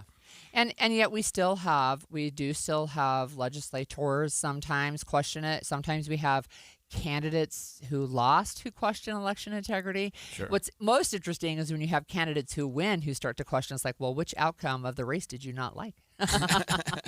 Right. So in any case, I mean, I think the elections office in the state of Utah has not only been proactive, but they are very good at ensuring that the people who are eligible to vote can vote, and that those who are not do not. And there seems to be a fairly good amount of collaboration between our lieutenant governor and the various county clerks in terms of election integrity, working together. Some are Democrats, some are Republicans, obviously, but they seem to have a very good working relationship. And as we approach elections every year, that relationship is so important. The state elections office doesn't actually count ballots, right? It's the county clerks that are in charge of counting the ballots and reporting the results. So they oversee from the elections office, but they're not the ballot counters, which sometimes I think people have a mistaken idea about what they actually do. So they do work, as you said, closely with the county clerks, because it's those county clerks who are the ones that have to count the ballots. And I think this has to help those who are concerned about mail-in voting, because that's what spurred a lot of these questions on, is what level of integrity do we suffer by having mail-in ballots? Well, I don't know that we suffer any lack. Right. The answer is probably not. You know, and just over the weekend, Senator Mike Lee said basically Utah has some of the best election integrity in the entire nation. He's right about that. Yeah. He is. So President Trump weighed in on the effort to overturn Proposition 4, which is the signature gathering effort currently going on. We're going to talk about the impacts of that potentially when we come back after the break. If you've ever experienced running out of hot water before your shower was done, or hard water spots on dishes and fixtures, I've got a deal you might be interested in. What's up, everybody? I'm Mike Wilson with Any Hour Services, and you probably already know that a tankless water heater and a water softener solve both issues. If you've ever thought about looking into getting a tankless water heater, here's the deal I was talking about. Through the end of February, we're including a free water softener with every new tankless water heater we install. The best part of this deal might be that you never have to worry about being the last one to the shower again, or that you don't have to waste the money keeping 40 to 50 gallons of water hot 24/7. To take advantage of this deal, call Any Hour Services before the end of February. The visit's free and there's no obligation to buy. If you decide to have us install a new tankless water heater, we'll throw in the water softener for free. That's right, a free water softener when you purchase a tankless water heater. Pick up the phone and call Any Hour Services right now for all the details. 801-443-7400. You can Google Any Hour Services. You can even schedule online at anyhourservices.com. No one helps more homeowners than Any Hour Services. Are your investments in the right accounts? What's best, traditional or Roth? Are you receiving all available tax deductions? Are you paying as little in tax as you can? These are all questions you can't afford to get wrong. Hi, I'm Jeff Jr., founder of Trajan Wealth, and in many cases, it's not what you make, but it's what you keep that makes the real difference. Trajan Wealth and Trajan Tax work closely together exclusively. No more guessing about whether you should do a Roth conversion, or if maxing out your 401k is really the best option. Our nationally recognized fiduciary advisors and CPA team work in tandem to make sure your tax strategy works with your investment strategy. We'll even do your tax preparation. One team, one strategy. Isn't it time for a second opinion? Call Trajan today, 801-207-9900. That's 801-207-9900. Trajan Wealth, an SEC registered investment advisor. Additional services through Trajan Estate and Trajan Tax. Additional disclosures and accreditation at TrajanWealth.com. I'm Ed Evans, CEO of Consumer Cellular. You know, the big wireless companies say they have discounts for people over 55. But unless you're willing to sit on hold and ask, you're probably paying more than you should. At Consumer Cellular, there's nothing to hunt down. We're built for people 50 plus with plans starting at just $20. And our 100% US-based customer service actually answers the phone. Call 1-888-FREEDOM or visit consumercellular.com today and get your second month free for a limited time. Taxes, fees, and other third-party charges will apply. See website for additional details. Why choose a Sleep Number smart bed? Can I make my site softer? Can I make my site firmer? Can we sleep cooler? Sleep Number does that. Cools up to 8 times faster and lets you choose your ideal comfort on either side. Your Sleep Number setting. JD Power ranks Sleep Number #1 in customer satisfaction with mattresses purchased in-store and online. And now, the more you buy, the more you save on beds, bases, and more. Limited time. For JD Power 2025 award information, visit jdpower.com/awards. Check it out at the Sleep Number store or sleepnumber.com today. The Management Minute is a service of the MBA program and the Shingo Institute at Utah State University. I'm Professor Scott Hammond. Ever seen an infection spread? I watched a team on the floor of a factory build a complicated technology. Every time they completed a task, they returned to the team leader, reported, and then got a new assignment with careful instructions on how to complete the next task. I asked why they work that way. That's the way we've always done it, but it included words like oversight, tradition, evolving. In fact, the process was not evolving. A team of observers using the principles of the Shingo model in an hour of observation showed the team how to eliminate waste. Fewer steps, less cutting, less walking, more working. Production costs went down by 30%. That's all it took. Before long, the entire plant was infected with ideas of continuous improvement. Learn more about continuous improvement in an MBA from Utah State University. Go to utahstatemba.com or check out the Shingo model at shingo.org. I'm Scott Hammond. Hope to see you in one of our classes. As veterans, we're no strangers to helping others. It's what we were taught, trained, and told to do. It could be for anything. Helping a friend move. Listening to a fellow veteran for hours, at any hour of the day. Or just simply making time for people. A neighbor, a loved one, or even a stranger. We're often the first to help others. There's no question about it. But we do have one question for the veterans listening. When was the last time you reached out for help? Perhaps it's time to do for yourself what you would do for others. If you or someone you know needs resources, whether it's for stress, finances, employment, or mental health, don't wait. Reach out. Find more information at va.gov/reach. That's va.gov/reach. Brought to you by the United States Department of Veterans Affairs and the Ad Council. The new Inside Sources.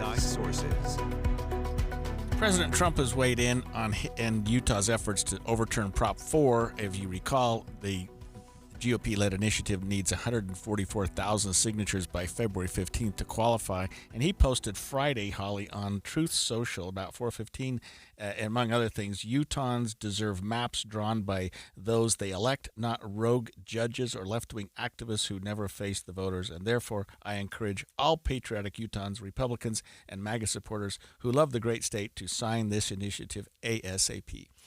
So we have with us on the line Elizabeth Rasmussen. She's the executive director of Better Boundaries. Thanks for joining us, Elizabeth. Yeah, thank you for having me. So we're going to be speaking with the Utah GOP in the next segment, but I wanted to see what your take was on the president weighing in on this ballot initiative to overturn Proposition 4. What we initially saw from the Truth Social post is that President Trump made it very clear that this ballot initiative is about keeping Utah Republican, which we see as a partisan motivated response to their struggling signature gathering efforts right now. And so for us, that's very concerning because we've always been about making sure a process is fair and Utahns are represented. In a state that's only 50% registered Republicans, seeing his response in this way just shows this is about gaining a seat rather than actually representing the people. Elizabeth, you mentioned the struggling signature gathering process. February 15th is now just less than 3 weeks away. What do we know about what's happening in terms of signature gathering so far? Well, as of 9 a.m. this morning, it looks like they have about 57,000 signatures gathered so far across the state. They've met their 8% threshold goal in one of the Senate districts. The requirement is to meet 8% of voters in 26 out of the 29 districts. And as you said earlier, just over 140,000 signatures. So they're not halfway yet, and they have 3 weeks left. So it seems Utahns are making it very clear that they're not in support of this petition. And if the petition doesn't, remind our listeners, Elizabeth, if the petition doesn't get 144,000 signatures, what does that mean? That means it won't go on the ballot. And so it'll just be done on February 15th. So, Elizabeth, I know this is a broader conversation than just this attempt to get signatures. Where are you as far as Better Boundaries as an organization watching what's happening with the Utah Supreme Court and what maps are going to be in play in 2026? Well, we still have this ongoing litigation happening. The legislature has appealed the decision. But even with filing deadlines moved to March, it seems rather unlikely that a new map could be put into place. And right now, we're just hoping that we can just move forward. And let's have a real conversation about how Prop 4 can operate in future elections, because the biggest tragedy in this whole redistricting saga of 8 years is we've never really seen Prop 4 actually play out. We've seen it operate under SB 200, under a court remedy, but we've never seen the full law take effect. We just want that to happen, and we just don't know why the legislature won't allow that process to play out. So remind us, Elizabeth, if you would, if the GOP initiative gets 144,000 signatures by February 15th, what happens in November on the ballot? Or is there a strict correlation between the two? If they don't get the signatures, it won't go on the ballot. If they do get the signatures, then voters will vote whether or not to repeal Prop 4 in November. And so that's the big discussion right now. So if they fail to qualify, we won't vote on it again. But there still will be this ongoing litigation. The Utah Supreme Court is still going to hear this appeal that the legislature has made on the decision on this map. How quickly that will happen is up in the air, especially since, as you mentioned, there's all these bills on the judiciary right now. Some of them would be referred to the ballot. Some of them would take effect sooner than that. And so right now that aspect is more in flux than the signature gathering effort. So, Elizabeth, we're speaking with Elizabeth Rasmussen, the executive director of Better Boundaries. We'll talk with the GOP next. But I wondered, we can just remind our listeners, Proposition 4 was about an independent redistricting commission passed in 2018, correct? Yes, there was an independent redistricting advisory commission and standards that both the commission and the legislature were held to while drawing maps. So in the end, the legislature would still pick a map, and they could even draw their own map different from the commission's, but they had to follow the standards within the law, which has not happened so far. So just to follow up to that, it sounds like there's at least three fronts where Proposition 4 is under attack. One is this GOP-led initiative to just put it on the ballot and vote it off, overturn it that way. One is the lawsuit that's currently in front of the Utah Supreme Court. But the other, I think, is the current legislative process that's underway, the session, where there's conversation. I think, maybe I'm wrong, but I think there's a conversation about doing another, putting it on the ballot to change the Constitution to clarify that only the legislature can have anything to do with redistricting. Am I misunderstanding anything there? No, you've got that right. That's something we're tracking as well. It is similar to what they did in 2024. If people remember, they tried to put a ballot constitutional amendment on the ballot in 2024 to allow the legislature to have more control over ballot initiatives generally. So that would change the Constitution. We've heard indications they're going to be doing something similar this session, but we haven't seen anything come up yet. But we're preparing for that. And we know that the filing period for the legislative districts has been put off until March because some things could happen between now and then. What do we anticipate could happen between now and then, other than the Supreme Court flipping the district court judge's decision over? I mean, they could try something else in the legislative session. It's unclear if that's something that they're going to do. Right now, we're only really tracking the proposed constitutional amendment, but then again, that would be on the ballot in November as well. So really, between now and March, it seems like litigation would be the only avenue that could possibly change things, but that's really dependent on court timelines. I just want to go back to President Trump weighing in. I know there was also a social media influencer that came trying to throw his weight behind it as well. Do you think that these higher profile people supporting this initiative process, is it going to make much of a difference? I honestly don't think so. From what we've seen, and we've seen outside polling, we even did some of our own polling, support for President Trump is pretty low right now. And after the Truth Social post came out, we actually saw an influx of calls and people reaching out to us asking how they could remove their names from the signature petition to repeal Prop 4. So honestly, I don't think it has been a help to their effort. And were you surprised at all that President Trump chimed in with his Truth Social the other day? We were pretty surprised. I was actually about to close my laptop for the day when the post came in, so I went back on and was fielding calls for that whole night.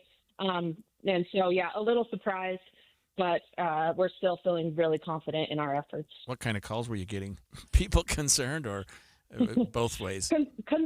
concerned. Most people were asking how they could remove their signature from the petition, which is a right everyone has. Some people thought it was to keep the maps or to make sure that Utah was fair, which isn't true. So we're just trying to get good information out there.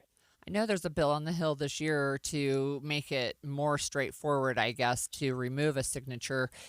Is there a process right now in place where people can remove a signature if they want to? Yes. So they can either contact their county clerk's office, and they just have to submit a written statement.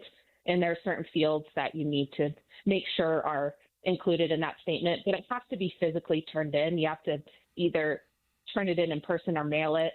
We also have a website. There's a website out there, protectutahvoters.com, that has all that laid out too. So there are multiple avenues people can go to.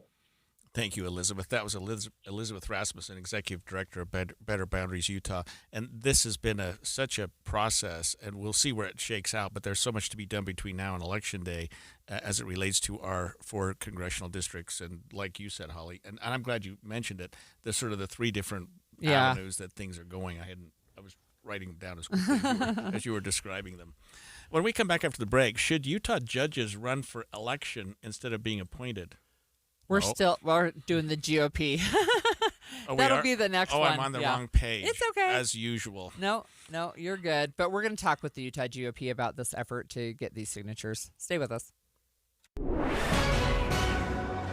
10:30 at KSL News Radio. I'm Andy Farnsworth. KSL's top local story this hour. The Lehigh Police Department is looking for the person who flew a drone over a life flight helicopter as it was landing at Primary Children's Hospital. Details from KSL News Radio's Don Brinkerhoff. Video posted to the police department's Facebook page clearly shows the drone flying above the helicopter as it was getting ready to settle on the landing pad. The chopper was picking up a child in critical care who needed to be moved to another hospital. But because of the drone, crews had to delay takeoff until they could be sure the area was clear, causing, quote, an unnecessary and completely preventable delay. It is illegal to fly drones within three-quarters of a mile of a helipad. A man is facing felony charges after police say he attacked a U.S. congressman from Florida during the Sundance Film Festival. Florida Representative Maxwell Frost says he was punched in the face Friday night after the suspect made a number of racist remarks. The suspect has been identified as 28-year-old Christian Young. Investigators say he snuck into a private event and then assaulted the congressman and another woman. Our top national story this hour from ABC News. We've seen several thousand flights canceled this morning as a result of the winter storm that covered the South in ice and dropped feet of snow in New England. When something this big happens, you can't just flip a switch to get the system going again. You actually have to get crews back in place. You have to get planes back in place. So it's going to take some time to recover. In fact, I know someone who was supposed to travel out today. Now they can't fly until Thursday. So we're looking at days of issues here. ABC's Gio Benitez reports airlines hope to have all their schedules back on track by the weekend. Your money at this moment, the Dow up 205 points to 49,304. Coming up, the sunny skies belie cold temperatures. We'll check your weather next. KSL News Time, 10:31. Mornings are for recharging. And they're for starting your day right. We volunteer to join you in the car. Get news and weather at 102.7 FM during the most important part of your day. Andy and Amanda, each morning between 5 and 9 on KSL News Radio. Amanda, I took my daughter with me to see Frozen at Hale Center Theater, and it was a magical experience. And I say that somewhat jokingly, but it was magical. I watched a woman transform a dress in a second right in front of my own eyes. I got snowed on indoors. Plus, there was all the songs that we both loved. Yeah, when that ice castle comes out of the floor, I have goosebumps now just thinking about that moment. And the performers, the young girls who sing Elsa and Anna when they're little. I mean, the grown-up ones too, but all of them were just extraordinary. The Anna that I saw just had this magical pixie-like charm that was so fun to watch. That just everything she said made me laugh. Have you seen Frozen yet at Hale Center Theater? It runs till when, Andy? It goes till Valentine's Day. So you have time. Yeah, if you didn't catch it during the holiday season, that's okay. It's an extended run. You have a chance to go now. And if you went before, maybe you want to take your girlfriend or your nieces. Go back and have this magical experience of Frozen. You can get tickets online. Find out which day works best for you at hct.org. 1-877 Cars for Kids. KARS Cars for Kids. 1 Cars for Kids. Donate your car today. 1-877-CARS for Kids. Donate your car today. Ready to get rid of that old car? Donate it to Cars for Kids. Call 1-877-CARS for Kids to reach a friendly live agent. Donation's super easy, and your car can be picked up as soon as tomorrow. Call us now, 1-877-CARS for Kids. That's Cars with a K to donate your car today. 1-877-CARS for Kids. K-A-R-S, Cars for Kids. 1-877-CARS for Kids. Donate your car today. Did you know you can donate real estate too? Go to carsforkids.org. That's carsforkids.org. Are you stuck staring at your W-2? Are tax refund worries holding you back? You probably have FOMO, the fear of messing up. The fix? Using TurboTax on Intuit Credit Karma. They find every credit and deduction to help you get every refund dollar you deserve, or your money back. It's time to overcome your fear of messing up and get your taxes done right. Start filing today in the Credit Karma app. Welcome to guided meditation. Close your eyes. You're at the beach. The seagulls are calling. You take out your iPhone 16e you got from Cricket and use Apple Intelligence to clean up that selfie you just took. It's a good one. You send it to your friends instantly thanks to reliable nationwide 5G. They're totally jealous. Get iPhone 16e for $49.99 when you switch. Smile, you're on Cricket. Requires new line on the Supreme Unlimited plan. First service charge and tax due at sale. $25 activation fee. Terms and restrictions apply. Cricket 5G is not available everywhere. See store for details. Traffic and weather together brought to you by UCCU. Supercharge your savings at uccu.com. Let's check in with Ricky Meese. One small accident. It's southbound I-15 in Sandy near 90th South. Everybody out of traffic on the shoulders, so we're not seeing any delay. In fact, good speeds on all the Valley freeways at this time. Attention Wasatch Front businesses and property managers. Don't wait for bad weather to schedule professional snow service with GoPave Utah. Your complete parking lot safety starts with GoPaveUtah.com. Ricky Meese in the KSL Traffic Center. KSL weather forecast looking for a high of only 43 degrees today. Then it warms up a little bit more. Tuesday, high of 48. Wednesday, 46. Thursday, Friday, about the same. It's Saturday where we get a little bit warmer and actually go back into the 50s. Overnight lows are all going to be below freezing, though, throughout the week. Right now, 32 degrees. I'm Andy Farnsworth from the KSL Common Spirit Health Studios. Listen online at kslnewsradio.com. We're Utah's news, traffic, and weather station. The all-new Inside Sources. Your inside access to the people and policies shaping Utah's future. Here are Greg Skordas and Holly Richardson on KSL News Radio. We just spoke to Elizabeth Rasmussen from Better Boundaries Utah about a post that President Trump made on Friday in his Truth Social, encouraging Utah Republicans and others to vote in favor of the initiative that get the 144,000 signatures needed to reevaluate and get Proposition 4 on the ballot. Right. So attempt to set it aside, rather. It would put it on the ballot for this November, and then the public of Utah, voters in Utah, would be able to vote on that and say whether they want to get rid of Prop 4 or not, which was the ballot initiative passed in 2018 for an independent redistricting commission and some requirements for the Utah legislature to follow. So we have with us Rob Axson. He's chair of the Utah GOP, and we wanted to get his take on how President Trump's support of this effort, if it's made any difference in the signature gathering. Hi, Rob. Hey, Holly. Good to be with you. Greg, always good to be with you. So have you seen any difference, any uptick in signatures since President Trump weighed in on Friday?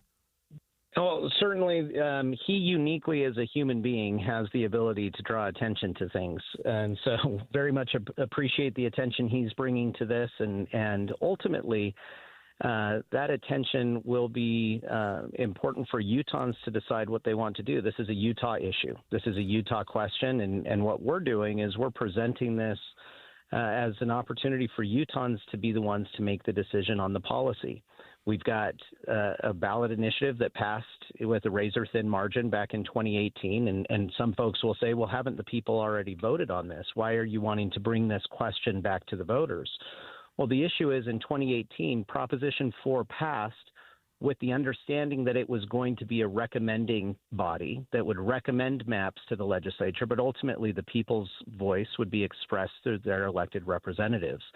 With certain decisions coming out of the courts, it's turned that from a recommending body to a binding body, and the people's elected representatives are now pulled out of that process. Well, that's contrary to the Constitution, and so with the spirit of checks and balances, we believe it's important to put this question back to the people of Utah, and I appreciate the president's attention to draw attention to the issue. Can you tell our listeners, Rob, what the effect of gathering 44,000 signatures would do to Prop 4, or how it would change what we're currently doing?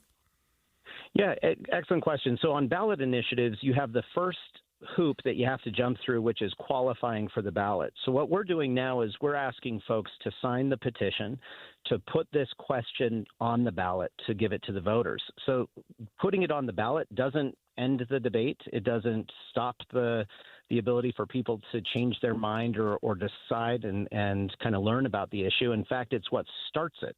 So putting it on the ballot merely gives it to the people of Utah. Ultimately, the issue itself, whether to keep and retain Prop 4 or repeal Prop 4, will happen through the ballot box in November.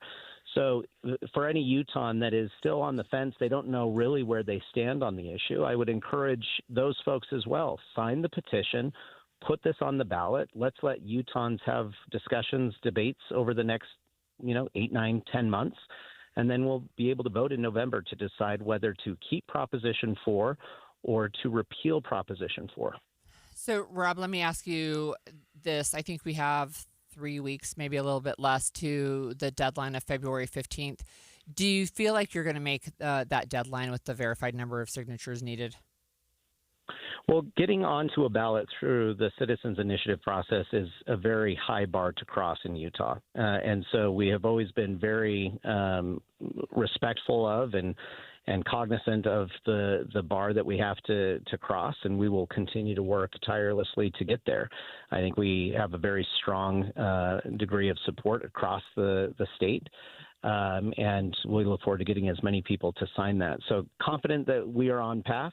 But it will take a lot of folks engaging on this issue. And again, my invitation is this is not a partisan issue, nor is it an issue that has to be decided today. But the ability for us to ask the question to Utahns requires us to qualify for the ballot. And so we need people to sign this ballot initiative. They can go to Utahns for Representative Government. And that website is ufrg.org. They can find places where they can sign. They'll see people out and about, maybe even coming to their house, inviting them to sign their signature onto that petition. And we invite people to do it. Ultimately, our country's system of government, including our states, benefits from checks and balances. We have a judge who has made a decision that ignores Article 4, Section 1 of the Utah Constitution, giving redistricting authority to our legislature. And in fact, the judge's order has ignored Prop 4. The map that she selected did not go through the Prop 4 process. Instead, it was a map provided to her by a small group of Utahns. That's inappropriate. The maps should be drafted by our legislative elected representatives who are accountable to us.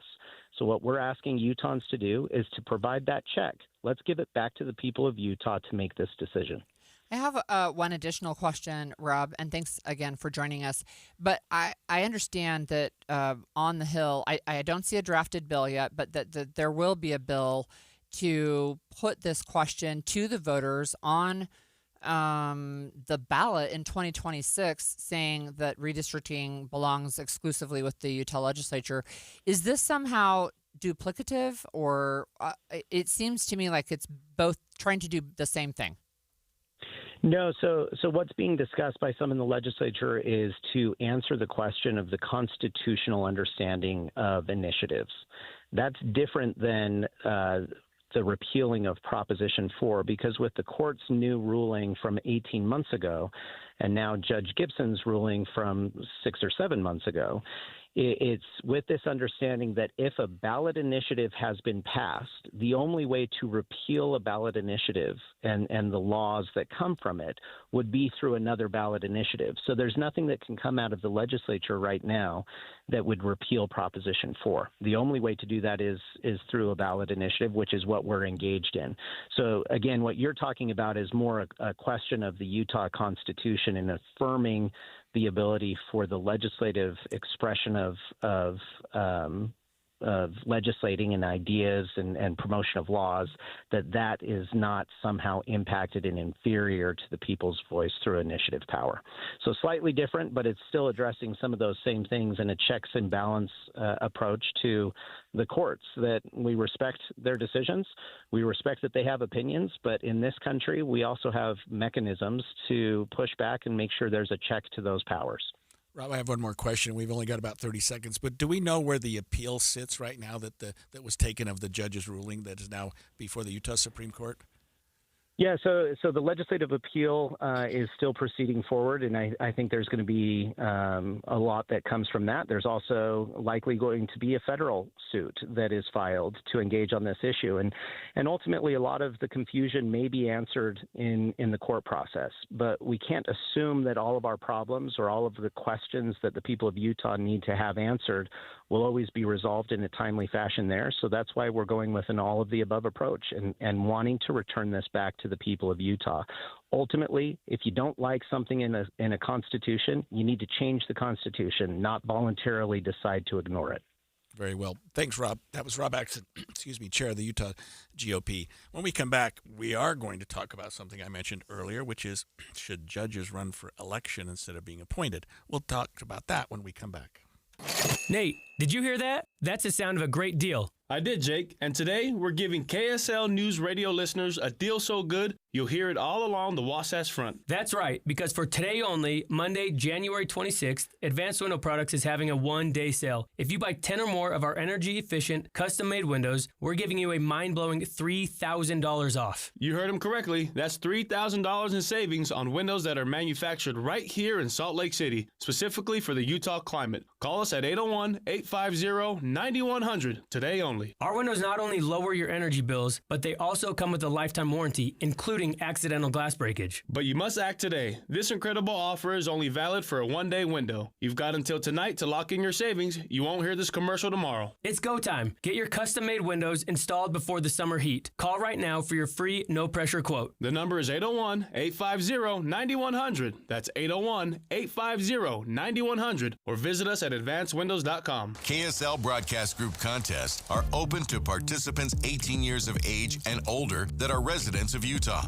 unless otherwise specified. Employees or agents of the station, Bonneville International Corporation, other area radio stations, or any entity associated with the contest may not enter. Persons who have won in the last 30, 60, or 90 days from a station contest or event may not be eligible. Full general contest rules are available at kslnewsradio.com/contests. Valentine's Day is a moment to pause and celebrate the love that fills your life. Duke's Jewelers in Springville believes every love story deserves something timeless, something chosen with intention and given from the heart. This Valentine's season, explore pieces that speak without a single word. Dazzling diamonds that catch the light, rich gold that feels classic and enduring, and colorful gemstones that tell a story all their own. Whether you're marking a first Valentine's together, honoring decades of devotion, or simply wanting to make someone feel cherished, Duke's Jewelers is here to help you find the perfect piece. Duke's Jewelers will guide you with care, offer thoughtful suggestions, and even wrap your gift beautifully so you can enjoy the moment, not stress over it. Visit Duke's Jewelers on Springville Main Street and discover a gift that will be treasured long after February 14th is passed. Because love is worth celebrating in the most meaningful way. Duke's Jewelers. Love elevated. Did you know bad bacteria causes cavities and tooth decay? Did you know bad bacteria feed off residue left by sugary foods and drinks? Keep your family healthy. Your smile matters. Be sure to brush 2 times daily for at least 2 minutes with fluoride toothpaste. Floss once a day and limit sugary foods and drinks like sweetened juices, candies, and sodas. Even sugar-free carbonated drinks can be harmful to teeth. Be sure to visit your dentist for regular checkups and cleanings. If you don't have a dentist, visit YourSmileUtah.org for more information on community dental services. This message is brought to you by Utah Oral Health Coalition, Utah Dental Association, University of Utah School of Dentistry, the Utah Department of Health and Human Services, and other Utah health partners. Remember, a healthy smile means a healthier life. Learn more at YourSmileUtah.org. Because your smile matters. Getting help with electrical repairs is easier than you think. All you have to do is call Any Hour Services or schedule an appointment at anyhourservices.com. No one helps more homeowners than Any Hour Services. You served behind the desk. You served in combat. You did 4 years and got out. You were drafted. You gave 20 years. You gave exactly what your country needed. And so did you. When you raised your hand and swore an oath to your country, when you put your name on a dotted line, you became part of only 1% of Americans who did the same. You are a veteran. You are a veteran. You are a veteran. Because no matter when, where, or how you served, you made a sacrifice for your country, and you deserve support. If you're struggling with life after service, don't wait. Reach out. Reach out to a loved one, to a fellow veteran, to VA. Find resources at va.gov/reach. Brought to you by the United States Department of Veterans Affairs and the Ad Council. Inside Sources. I don't know, Holly, if you've ever been to a state that allows judges to run for election, but it's an awkward political It always process. seems a little weird. It is really weird to see a judge or representatives of a judge advocating for a specific position and advocating for voters to select them. And we know in Utah we have what are called retention elections, Right. which means our judges sit for a yes or no vote every 4 or 6 years. I don't recall exactly what it is. Should they remain on the bench? But we haven't, for a long time in Utah, allowed an individual to come in and actually take a position and run against a judge. Well, one of the things that I know at least one lawmaker has said is that nothing is off the table when it comes to the judiciary this legislative session. But we have Jay Evenson with us, who has some pretty strong feelings about electing judges. Hi, Jay. Hi. Opinion editor of the Deseret News, by the way, I should say. So I love this headline. Elect judges in Utah? Absolutely not. Any question how I feel about that? You had me there, Jay. So I just think it's so interesting, right, that was one of the I don't know if it will turn into a bill, but one of the things that was floated by House leadership when they said nothing's off the table. Yeah, it wasn't just a lawmaker who said that. It was House Speaker Mike Schultz, and you were in that meeting with me when he said it. There's no secret that the legislature is unhappy with the courts right now, and you've been talking about that all morning. Mm-hmm. And they're looking at different ways. They're talking about expanding the court. I'm not sure if that's directly related to this or not because it's been talked about before, but yes, I was surprised when he said we may want to elect our judges. I don't think that would be a remedy for what they're concerned about for a number of reasons. One of them is when you have to run for election and you're a judge, what do you run on? You know, I'm going to be tough on criminals, or your opponent is not tough enough on criminals, or is the incumbent, hasn't been doing what they should. Instead of really letting the law and the facts of the case be your guide, there have been some studies and some research that's shown that in states, and there are, I think I said 22 states that elect judges, and 13 of those are partisan offices. In other words, they run as Republicans or Democrats or whatever. 9 of them run as nonpartisan. But in those states, the closer you get to an election, you find that the decisions that they make are a little bit more weighted toward law and order and punishing criminals more than at any other time. There is a cause and effect there, I think, with standing for election. The public, if you're accountable to voters more than anything else, I would argue that voters are more prone to support the initiative process. and you would end up with judges who are even more friendly to the initiative process than what we have now. It didn't make a lot of sense to me. I didn't understand why they felt this would be a good remedy. Well, I mean, I think it's clear because of the statements that have come out because of recent rulings, and that is that those are liberal activist judges sitting on the bench, and they would have to run under a party identification of a Democrat.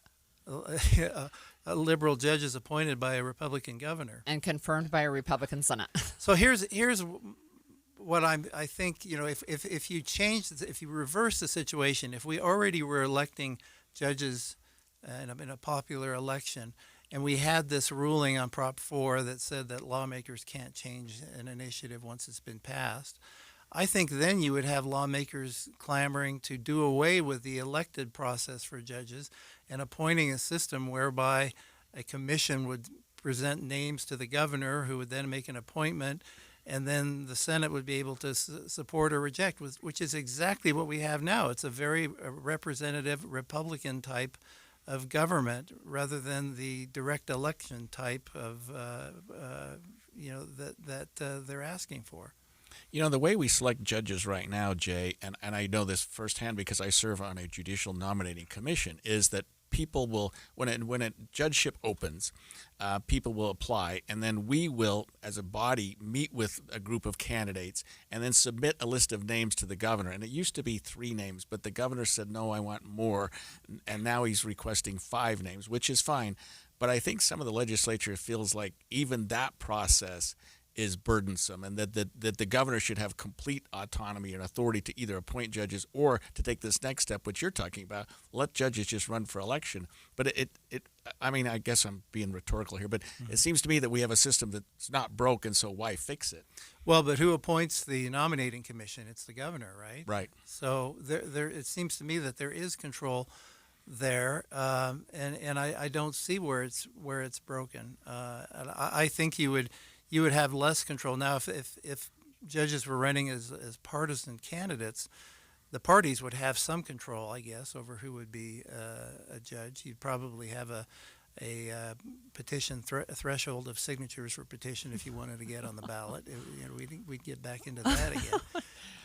I would say, serving on the commission, though, we don't have any idea what a judge's political affiliation is. Well, I don't think you're supposed to. Maybe you can figure it out, but it's not like, I don't know.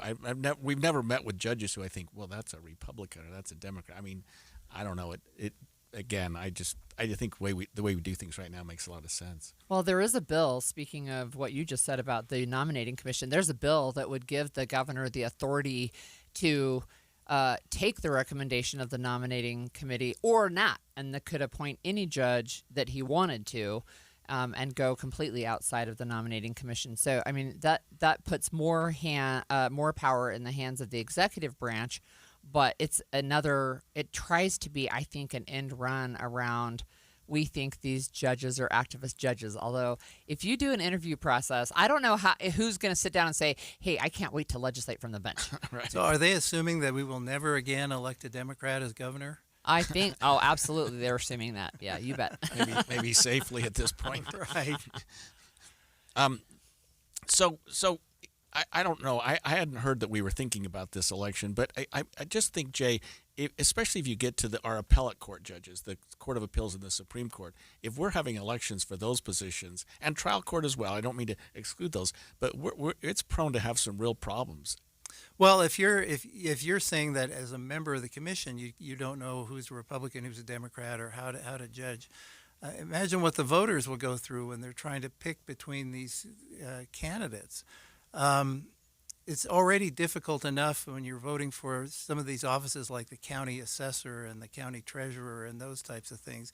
I would always argue that those are important to have as elected and not appointed officials, because what they do has to be independent from other influences. But you'd be just making the ballot larger and adding a bunch of offices in there that I would argue most voters would have no idea how to make a selection. Mm-hmm.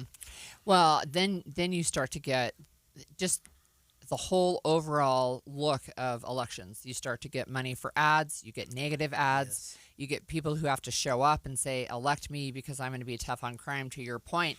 But also then you start to get people, I think, who say, well, where's the money coming from and who's funding these judges, and why should we trust if they are funded from XYZ interest group that they're going to make a fair decision when it comes to a case that appears before them? Let's look at gun laws right now, right? If you get a huge donation from the NRA, are you going to be one who can impartially evaluate a case in front of you? Yeah. I'm trying to think of who would run a campaign for judge saying, I'm going to take away some of the power you have through the initiative process. Right. Exactly. That's exactly right. I can't see that happening. That would be an unintended consequence for legislators. Yes.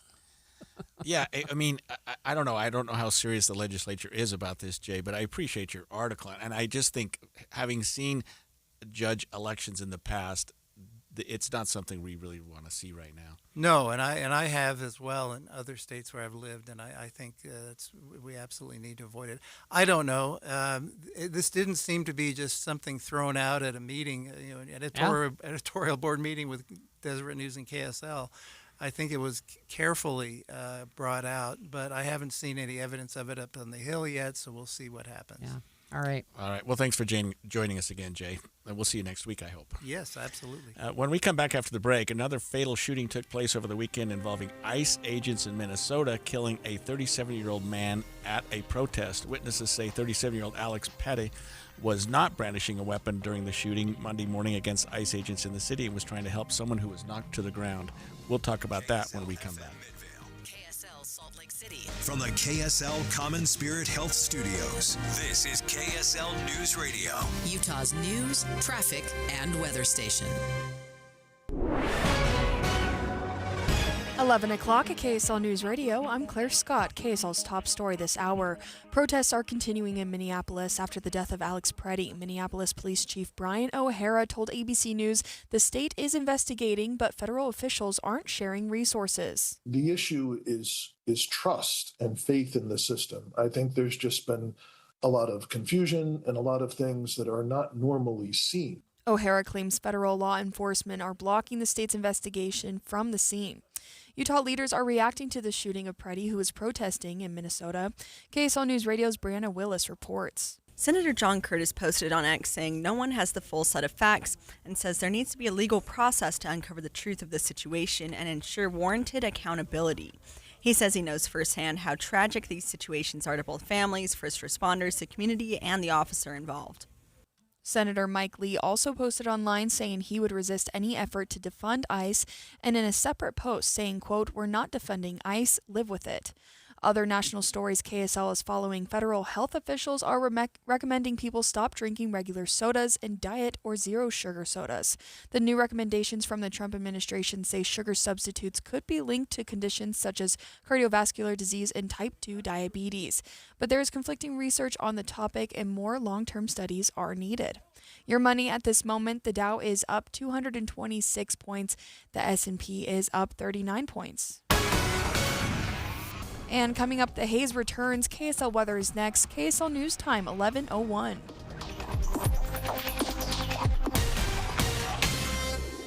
A reminder about the simplest way to get updated for your day. Hit your KSL preset when you jump in the car, and we'll take care of the rest. Hear key news updates and traffic reports. Andy and Amanda from 5 to 9 in your car. KSL News Radio at 102.7 FM. Nate, did you hear that? That's the sound of a great deal. I did, Jake. And today, we're giving KSL News Radio listeners a deal so good, you'll hear it all along the Wasatch Front. That's right, because for today only, Monday, January 26th, Advanced Window Products is having a one-day sale. If you buy 10 or more of our energy-efficient, custom-made windows, we're giving you a mind-blowing $3,000 off. You heard him correctly. That's $3,000 in savings on windows that are manufactured right here in Salt Lake City, specifically for the Utah climate. Call us at 801-850-9100 today only. Our windows not only lower your energy bills, but they also come with a lifetime warranty, including accidental glass breakage. But you must act today. This incredible offer is only valid for a one-day window. You've got until tonight to lock in your savings. You won't hear this commercial tomorrow. It's go time. Get your custom-made windows installed before the summer heat. Call right now for your free, no-pressure quote. The number is 801-850-9100. That's 801-850-9100. Or visit us at advancedwindows.com. Are you 50 or older? This news is for you. The CDC recommends you get vaccinated against pneumococcal pneumonia. Even if you're healthy, your age puts you at risk. People 50 or older are over 6 times more likely to be hospitalized with pneumococcal pneumonia compared to adults 18 to 49. Just one shot can help protect you. Learn more and schedule at vaxassist.com. That's VAXassist.com. Sponsored by Pfizer. You still thinking job change in the new year? Yeah, I need something that's in high demand and more stable in this economy. IT? Yeah, cybersecurity, maybe even AI. That's what I did. Really? How? Went to My Computer Career. You don't need any prior experience, and you could start your new career in a matter of months. A lot of IT pros go to school there, too, to level up. Sweet. Are classes online or on campus? Both. Wow, I'll check it out. Thanks. Make this your year. Take the free career evaluation now at mycomputercareer.edu, an Elite CompTIA certification partner. Financial aid is available to those who qualify, including VA benefits. Traffic and weather together every 10 minutes on the 9s, brought to you by UCCU. Transfer savings, earn more. UCCU, love where you bank. Here's Ricky Meese. We are back to a crash-free drive on all the Valley freeways. We're also seeing good speeds along the Wasatch Front on the freeways and your main secondaries. There is a patch of slowing off and on. This is going to be in spots eastbound on SR 73 Corey Ride Highway from the ranches over to Mountain View, but overall pretty quiet out on the roads right now. While you're planning your day, plan for comfort too with the Good Feet store. Find the location nearest you at goodfeet.com. Ricky Meese in the KSL Traffic Center. Clear blue skies today with a high of 43. We could see inversion settle back into the valley tomorrow. We'll see temperatures in the upper 40s and even the low 50s into next week. Right now it is 32 and sunny. I'm Claire Scott from the KSL Common Spirit Health Studios. Listen online at kslnewsradio.com. We're Utah's news, traffic, and weather station. The all-new Inside Sources. Inside Sources. Your inside access to the people and policies shaping Utah's future. Here are Greg Skordas and Holly Richardson on KSL News Radio.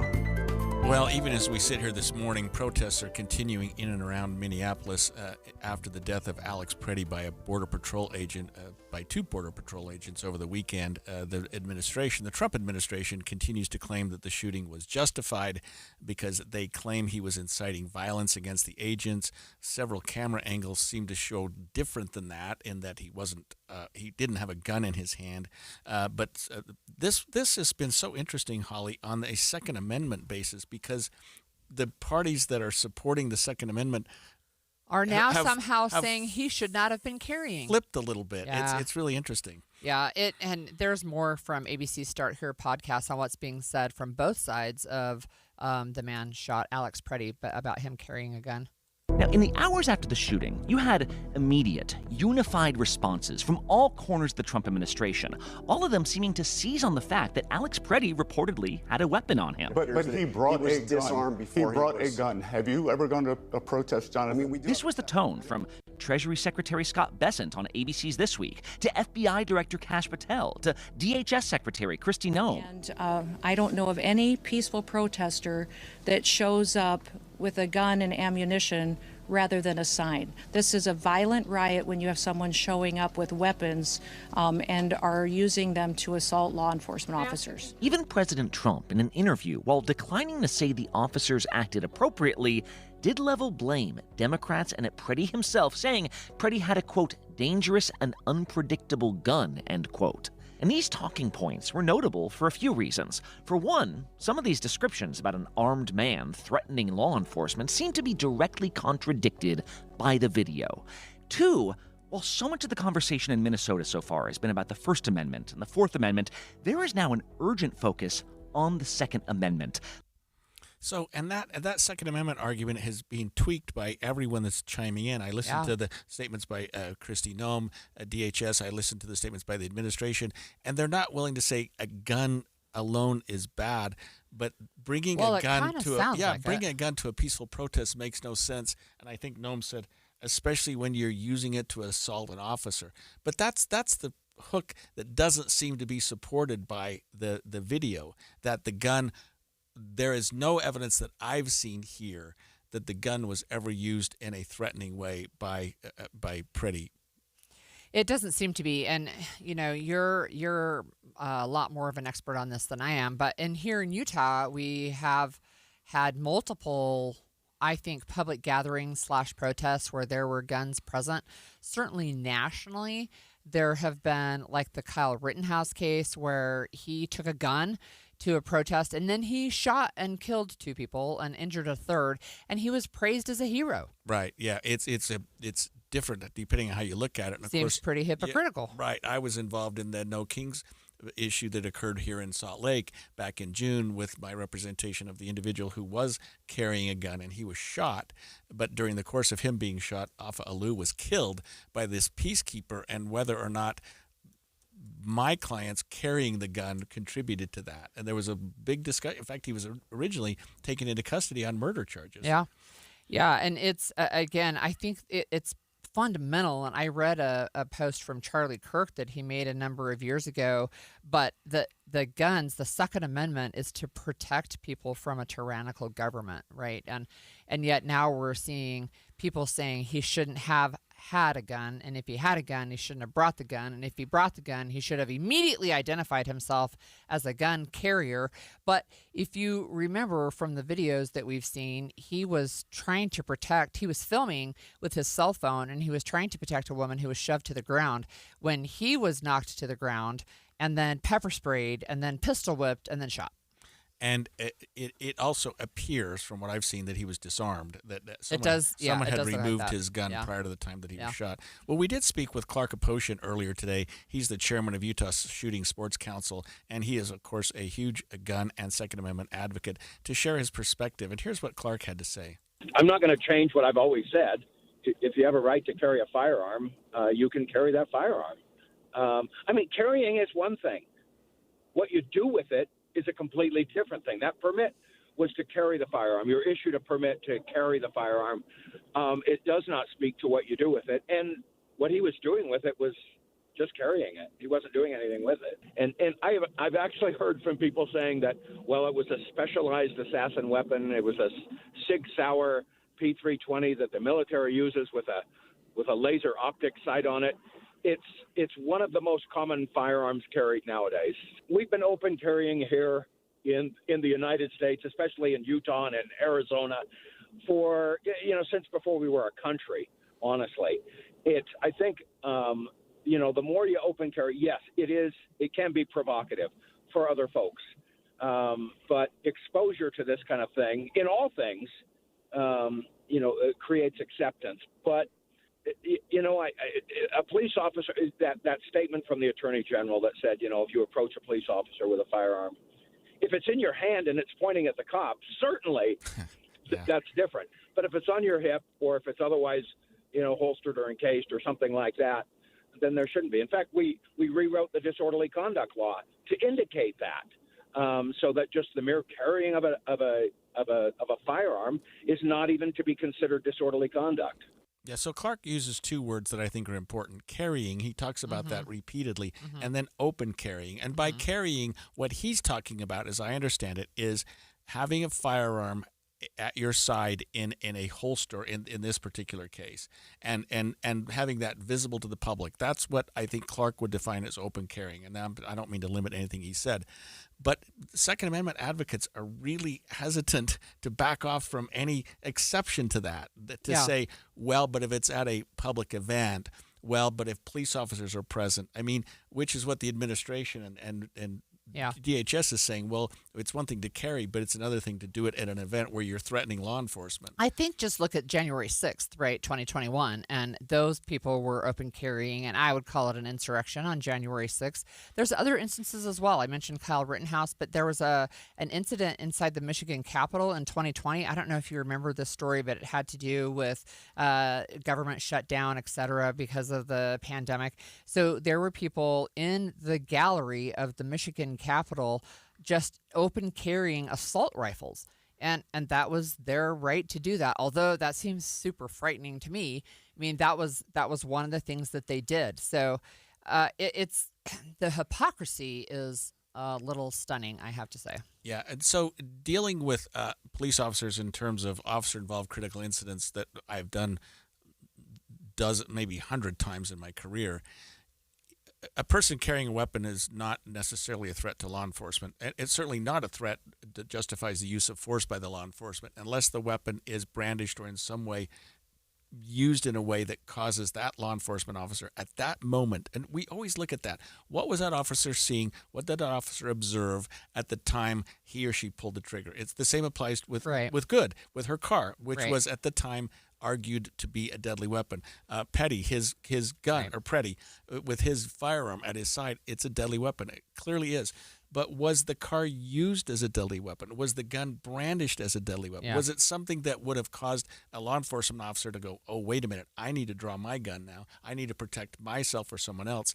And if they can't cross that hurdle, they can't use deadly force under the law in America in 2026. Yeah, and I think we've talked about already about the multiple different news organizations that are saying, hey, look, the multiple videos that we've seen disproves the talking points from the administration. But we even have the New York Post, which is very, very pro Trump administration, and they say this: Mr. President, the American people did not vote for these scenes, and you cannot continue to order them to not believe their lying eyes. Yeah. So, I mean, this is the New York Post saying, hey, look, we got to ratchet it down. I think there might be a tiny bit of good news because President Trump did post on Truth Social that he had a good conversation with Governor Walz, and they're on the same page about what's happening in Minnesota. And Walz seemed to have confirmed that. So maybe there's some good news here in terms of what's going on in Minnesota, because it cannot continue to escalate. Yeah. So we're going to come back locally, but we have 2 Afghan men in Utah who are seeking asylum here. They've been detained by ICE. They're currently being held in detention centers outside the state, and we're going to learn more about their situation when we come back. When Team USA is on, you can almost see the moment a kid starts believing they could be next. Now, while Xfinity can't guarantee that, they can guarantee something just as important, that your internet price won't change for 5 years. No contracts or commitments, so while your kid is ordering gear online, streaming highlight reels, or video chatting, your Xfinity internet price won't budge. And who knows, by the time the next Olympic Winter Games roll around, your kid could be getting fitted for their very own Team USA uniform, and guess what? You'll still be paying the same price for reliable Wi-Fi. And there's even more to enjoy with the Xfinity Gold Medal Celebration. Now through February 22nd, get their best price on gig Wi-Fi for 5 years guaranteed. Just $50 a month, plus get Peacock Premium included for 2 years. That's a $10.99 monthly value. Xfinity. Imagine that. Proud partner of Team USA. Restrictions apply. Requires paperless billing and auto pay with stored bank account. Taxes and fees extra. Actual speeds vary. Hi, this is Derek Overstreet, president of the New Millennium Group and co-host of Stop Working, Start Living with KSL News Radio. Can you imagine what your life would be like if you could retire 3 to 5 years earlier than you thought possible? The things you could do, the loved ones you could spend time with, the memories that you could create. That's what our team at the New Millennium Group does. We'll walk you through the entire process every step of the way. If you'd like to get a copy of the 5-step proprietary plan that will help you retire 3 to 5 years sooner than you thought possible, give us a shout right now. 888-999-6370. That's 888-999-6370 or utahsfinancialplanner.com. Listen, most of our listeners right now have a tax problem, not a money problem. There's not enough money in Social Security Medicare as it is. Let us show you how you can significantly reduce your taxes. That's 888-999-6370, 888-999-6370, or utahsfinancialplanner.com. Ben Care was born with Cruzon syndrome, told he'd face a life of limits. People do a lot for someone to notice them. Just trying to get someone to pay attention to them. That's not your deal. Impossible adversity didn't break him. You will never live an ordinary life. It fueled him. So make it extraordinary. Wrestling defined him. Courage shaped him. And refusing to be normal became his superpower. We can make excuses, or we can just chew the excuses up and swallow them. And then you end up like Ben. This is the true story of a young man who didn't just rise above the odds. He crushed them. A local wrestler could have used his physical limitations to quit sports. Instead, he used it in his advantage. Stand Out, the Ben Care story. In theaters now. 100% on Rotten Tomatoes. Get tickets at standoutfilm.com. When life says you can't, Ben Care proves you can. Standoutfilm.com. You know, this is one of those topics that no one really wants to think about, but if you're a parent, a homeowner, married, or helping take care of aging parents, it's something that honestly deserves a little attention. I'm talking about estate planning. And before you tune out thinking it's complicated or expensive, that's actually why I want to mention Trust and Will. Trust and Will makes estate planning feel way less intimidating than it sounds. They offer modern, attorney-designed wills and trusts that you can create online. And the process is surprisingly straightforward. In fact, you can create a will in as little as 30 minutes. That includes things like guardianship for your kids or pets, how your assets are distributed, and even healthcare directives. Don't wait until it's too late. Protect your loved ones with Trust and Will, the most trusted name in online estate planning. Go to trustandwill.com/plan to get 20% off. That's trustandwill.com/plan for 20% off. trustandwill.com/PLAN. The more you listen to your kids, the closer you'll be. So we asked kids, what do you want your parents to hear? I feel sometimes that I'm not listened to. I would just want you to listen to me more often and evaluate situations with me and lead me towards success. We're not adults, so just be there and listen. I just want someone to yap to. And I just feel like I'll be fine if someone just hears me talk and talk and talk and talk and talk and talk and talk. You're doing a really good job. And I don't think I tell you that enough. And I know sometimes we get into it and it's just hard on both of us. But, try to understand me more and I'll try to do the same. Listening is a form of love. Find resources to help you support your kids and their emotional well-being at sounditouttogether.org. That's sounditouttogether.org. Brought to you by the Ad Council and Pivotal. And expanded Inside Sources. Some members of the Afghan community in Utah are suddenly fearing deportation, and specifically 2 Afghan men seeking asylum in Utah have been detained by ICE and are currently being held in detention centers outside the state. Let's learn more about what's happening from KSL's Andrea Smarden. One of the men detained was living in West Jordan with his wife and 2 daughters. His family asked that we use only his first name, Ali, out of concern for their safety. Ali's wife says they came to Utah just over a year ago because they heard that it was a good place for families. They spent all the money they had in a long and dangerous route from Iran to Brazil through Mexico into the U.S. She says the Utah community has helped them to survive. Ali was looking for a job since he had recently received a work permit and Social Security card, but then he was called in for an immigration appointment on December 29th. He never returned from that appointment. Ali's wife says her biggest fear is that they'll be sent back to Afghanistan, where their lives would be in danger because they're Hazara, a persecuted minority there. She says her father, grandfather, and brother were killed by the Taliban. Ali worked in the Afghan financial ministry associated with the U.S. government, making him a target by the ruling Taliban. Another Afghan man in Utah was detained on December 26th, and 3 other asylum seekers have received letters from the Department of Homeland Security ordering them to come to appointments in February. One of them, Zafar Sulfakar, says he was a captain in the Afghan National Army Commandos, working in partnership with the U.S. for 9 years. We did operation shoulder by shoulder with the U.S. soldier over there. He says the Taliban attempted to execute him in August 2021 as American troops were withdrawing from the country, but he escaped. He's worried that when he shows up to his immigration appointment, what happened to Ali will happen to him. I will show some documentation that I have. I used to work with U.S. government. I assist them, and I don't know what's going on, but I'm really worried about that. The Trump administration has issued new guidance on vetting immigrants for security threats from Afghanistan and 18 other countries after the shooting of 2 National Guard members in Washington, D.C. by an Afghan national. Ali is in a detention center in Henderson, Nevada, awaiting word on his asylum case. Andrea Smarden, KSL News Radio.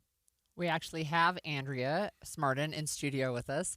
She is the host of the podcast Stranger Becomes Neighbor, and I followed that religiously, actually. And I wonder if you can just talk to us generally about these Afghan refugees that are in Utah. Right. The reason I found out about this story is when I was working on that podcast, I was following when the Afghans were evacuated in 2021.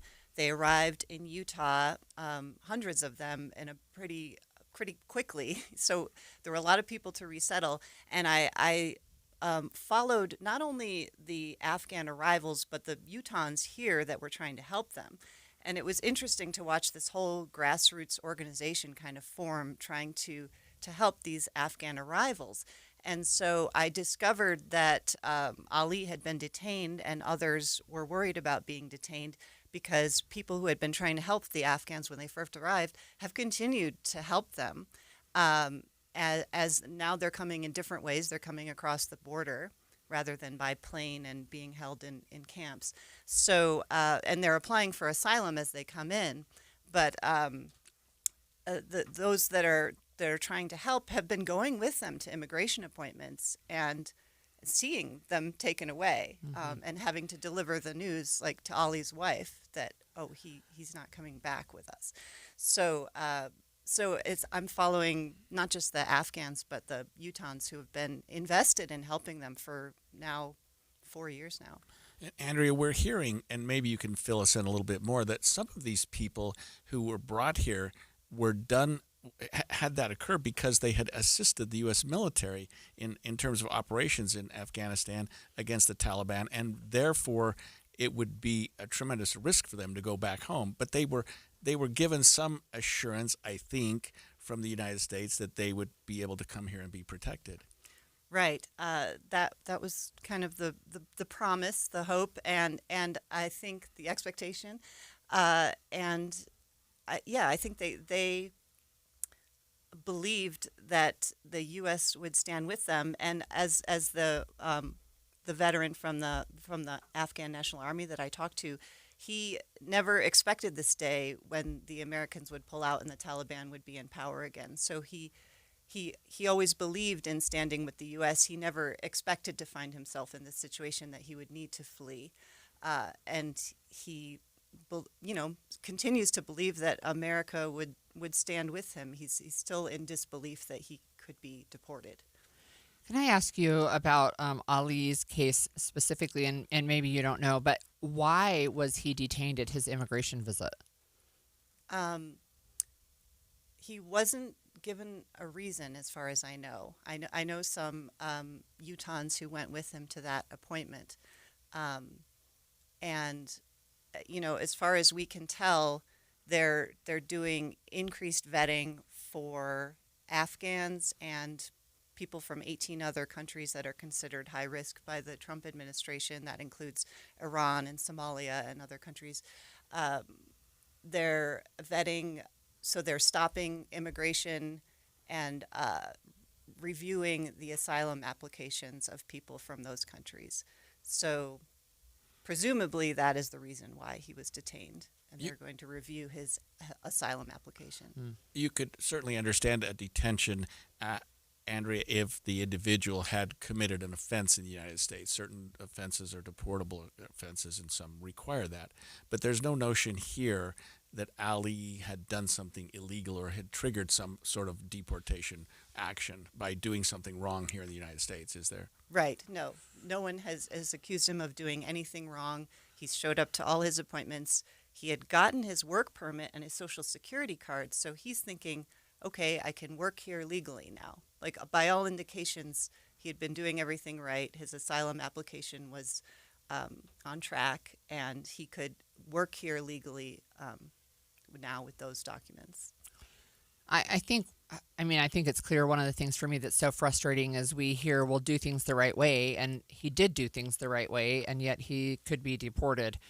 Tell me about the group that has been helping refugees since especially the Afghan refugees since they came a few years back.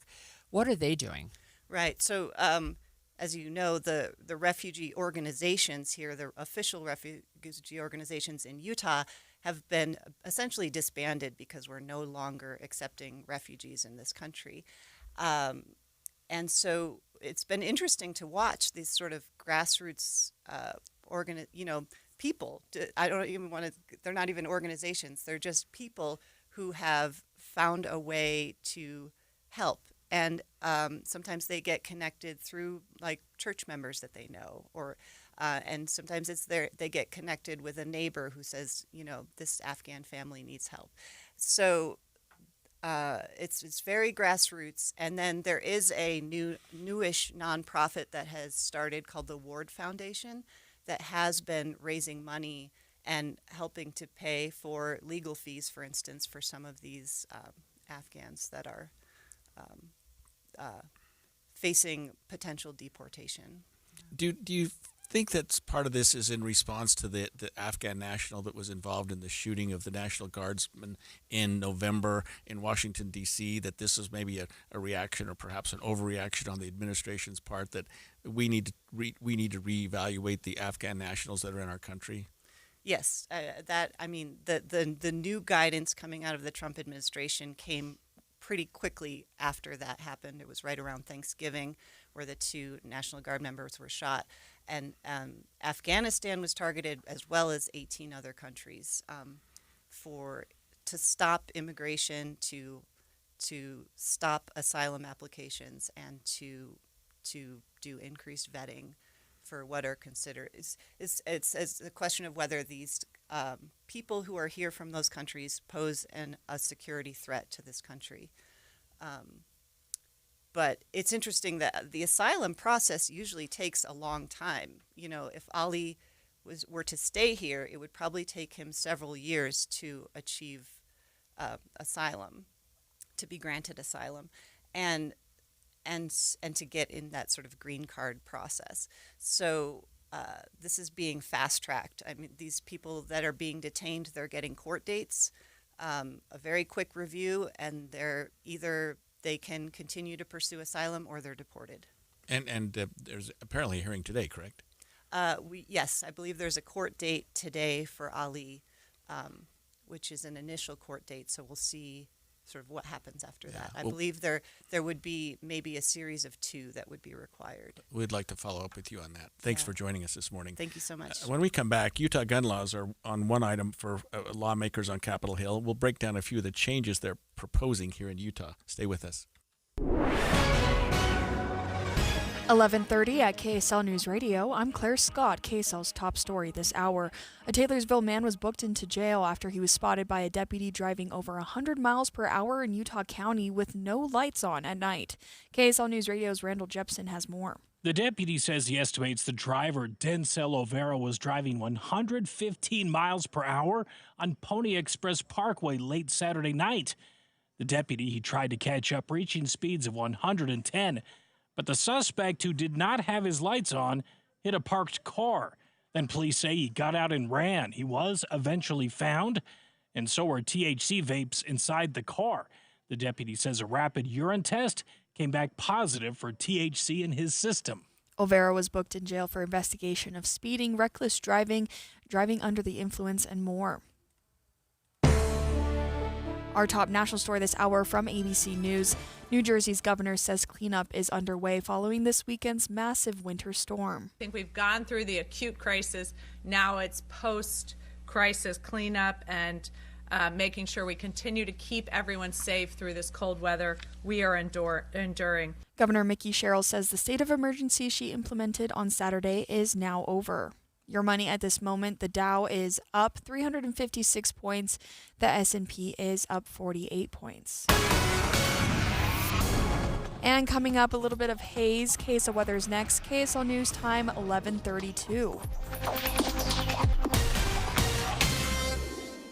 The sources where we get our news matters. When you listen to Utah's Morning News, we want you to feel the stories are important to you and trustworthy. This is Amanda Dixon. And I'm Andy Farnsworth. Join us weekday mornings on KSL News Radio. If you're tired of hot, uncomfortable dress shirts that just don't hold up, sweat stains, stuffy collars, short tails, sound familiar? Meet your new favorite dress shirts from Serve Clothing. The game-changing design features a mesh collar shield that stops sweat stains from ruining your look. Plus, built-in vents keep you comfortable under suits and jackets, no matter the season.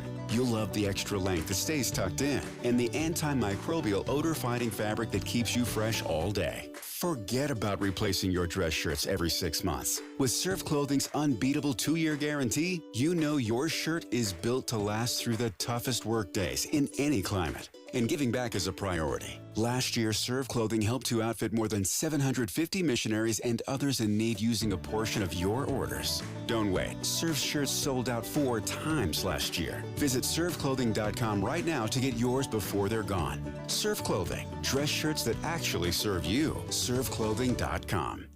Nate, did you hear that? That's the sound of a great deal. I did, Jake. And today, we're giving KSL News Radio listeners a deal so good, you'll hear it all along the Wasatch Front. That's right, because for today only, Monday, January 26th, Advanced Window Products is having a one-day sale. If you buy 10 or more of our energy-efficient, custom-made windows, we're giving you a mind-blowing $3,000 off. You heard him correctly. That's $3,000 in savings on windows that are manufactured right here in Salt Lake City, specifically for the Utah climate. Call us at 801-850-9100 today only. Our windows not only lower your energy bills, but they also come with a lifetime warranty, including accidental glass breakage. But you must act today. This incredible offer is only valid for a one-day window. You've got until tonight to lock in your savings. You won't hear this commercial tomorrow. It's go time. Get your custom-made windows installed before the summer heat. Call right now for your free, no-pressure quote. The number is 801-850-9100. That's 801-850-9100. Or visit us at advancedwindows.com. Here's a tale of Tina searching up and down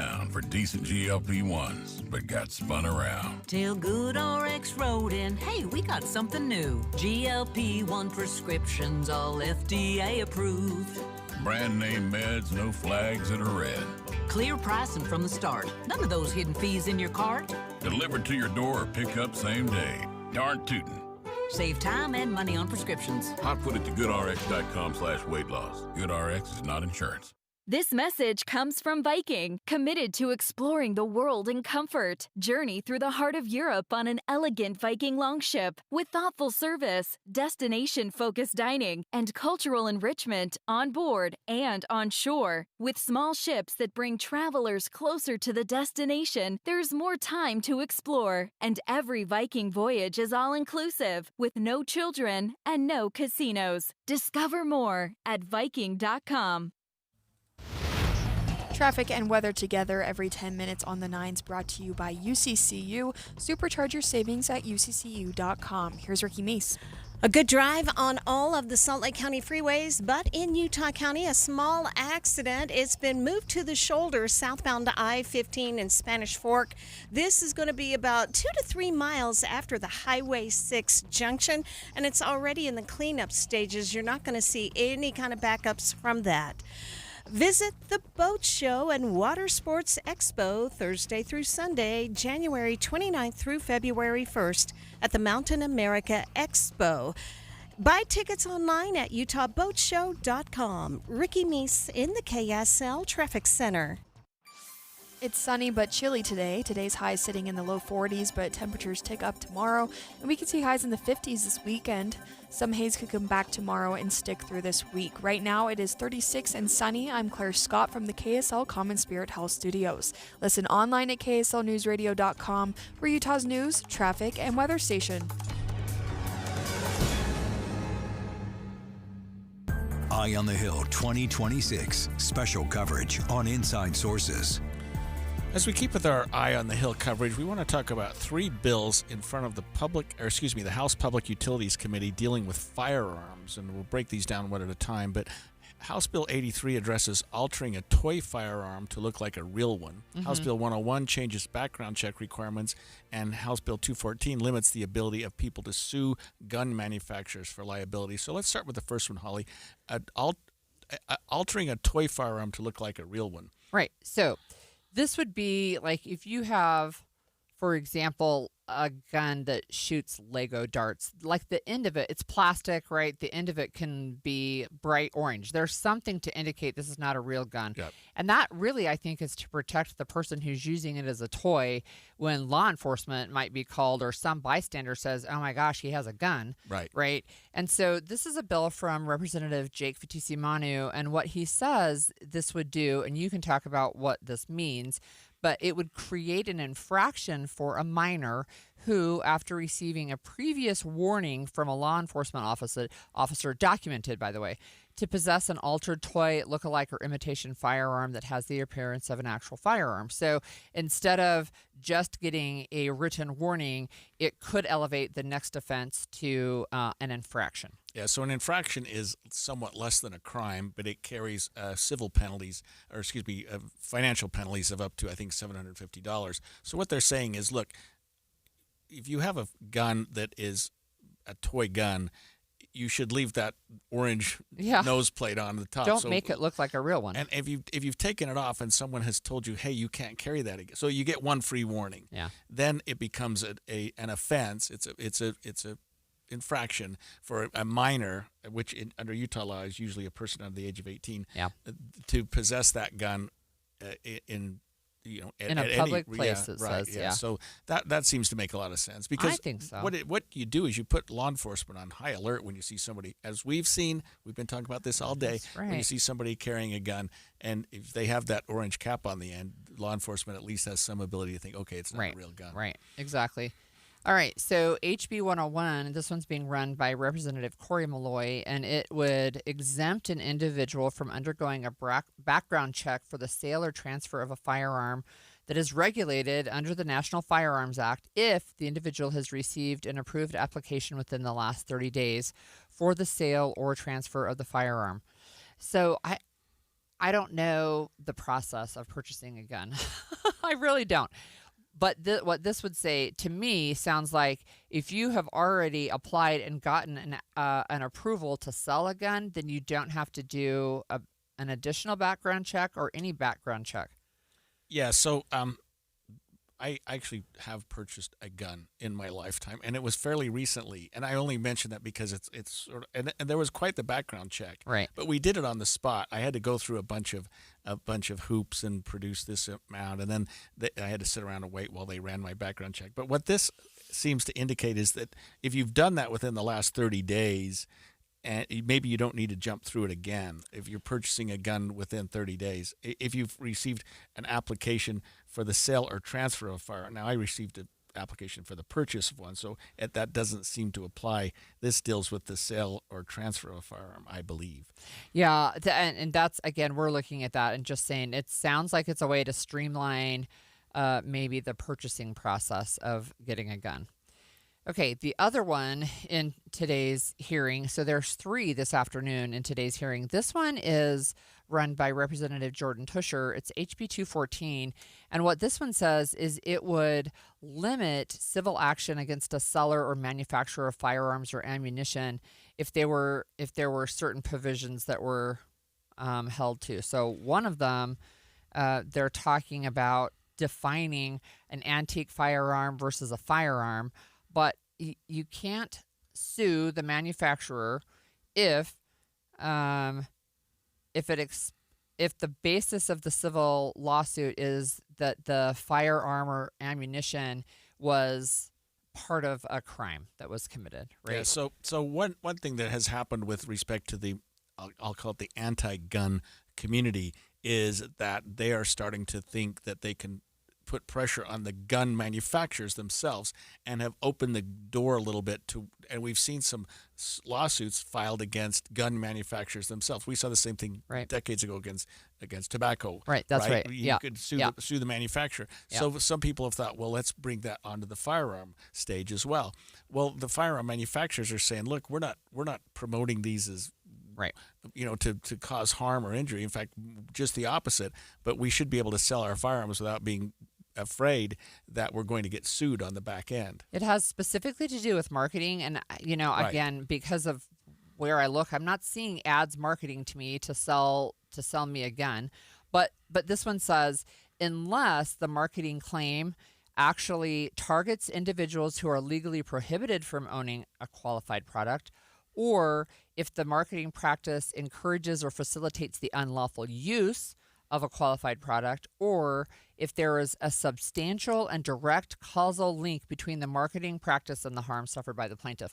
So if you were marketing your gun to felons who don't have the right to own one and encouraging unlawful activity, then you could sue a manufacturer, but otherwise you won't be able to. From the legal perspective, Holly, From the legal. Those are 3 hurdles that are virtually impossible to ever. I can't imagine somebody marketing a gun to do what you're describing here. So what they're effectively saying is, it's in Utah, it's going to be almost impossible to sue gun manufacturers for liability if their gun causes injury to another person. Yeah, I think that's right. And I think that's one of the conversations around this whole issue with gun control, but other things as well, right? That you can bring civil action. Right now, we're looking at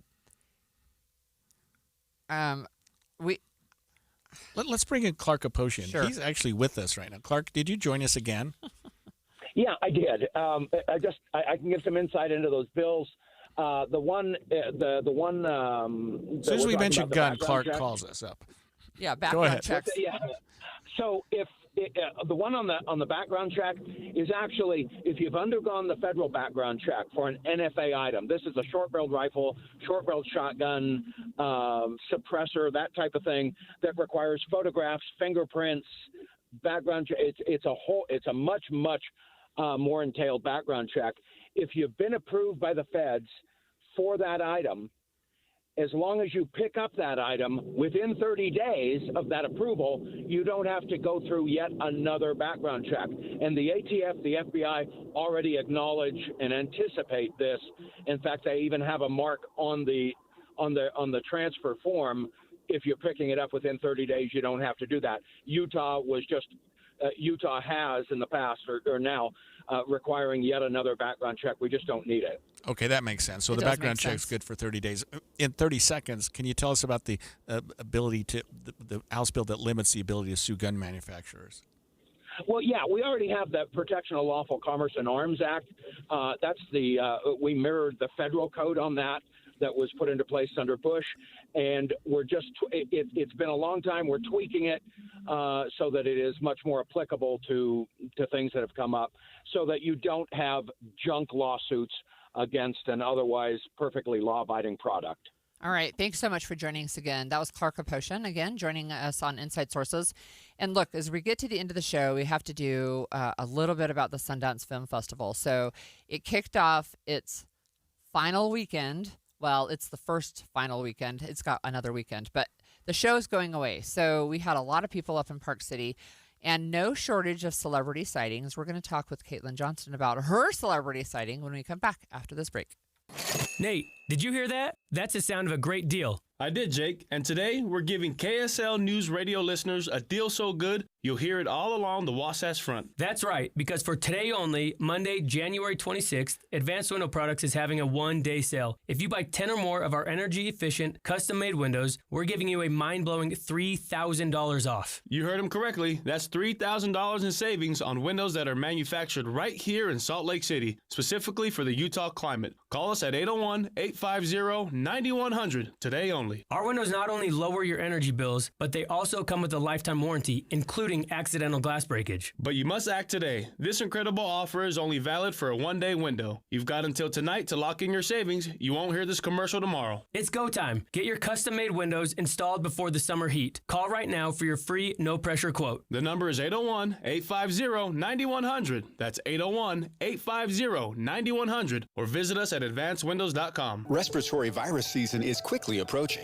meaning we'll see more flu, COVID, and RSV in our community. The good news is vaccines are available that will help prevent these infections and keep people healthy. For flu and COVID, everyone aged 6 months and older are recommended to be vaccinated to help protect ourselves and our families against serious illness. Fall remains the best time to be vaccinated. Respiratory viruses circulate year-round, but peak late fall through winter. Your doctor can recommend which vaccines are best for you and your family. Brought to you by Intermountain Health and KSL News Radio. Finding excuses to not do your taxes? Unsure where to start? Sounds like you may be suffering from FOMO, the fear of messing up. The cure? Filing your federal and state taxes for free using TurboTax on Credit Karma. All you have to do is start and finish filing on your own in the Credit Karma app by February 28th. Just keep in mind, this offer is available only if you didn't file with TurboTax last year. It's time to break free from your fear of messing up. Start filing for free today in the Credit Karma app. Save more on the brands pros trust at Lowe's. Right now, get up to 35% off select major appliances and choose from our wide lineup of top brands. Plus, save $100 on a Little Giant 22-foot multi-position ladder. Now just $189. Built for strength, flexibility, and job site versatility. Pros, these savings will only be here for a limited time. Lowe's, we help, you save. Valid through 1/30. While supplies last. Selection varies by location. See Lowe's.com for more details. Well, hunting season's over. Not for me. Say, what? I'm on huntexpo.com applying for Utah's top 200 big game tags for just $5 each. Wait, Utah's top 200 tags, $5? Come again? Yep, it's all part of the Western Hunting and Conservation Expo in Salt Lake City, February 12th through the 15th. Wow, look at this, nearly 600 guides, outfitters, and exhibitors. So we could book a hunt while we're there. Exactly. Plus big auctions, big banquets, there's live entertainment, even free seminars from top hunting pros. Oh, I see. And we can get discounted admission at Sportsman's Warehouse, Les Schwab Tires, Bass Pro Cabela's, and Utah Toyota dealers. Yeah, hunting opportunities are endless at the Hunting Expo. All right, huntexpo.com. I'll get the tickets. Yeah, okay. Apply for the $5 tags and book a hotel room. Oh, yeah, we could sign up for all kinds of seminars.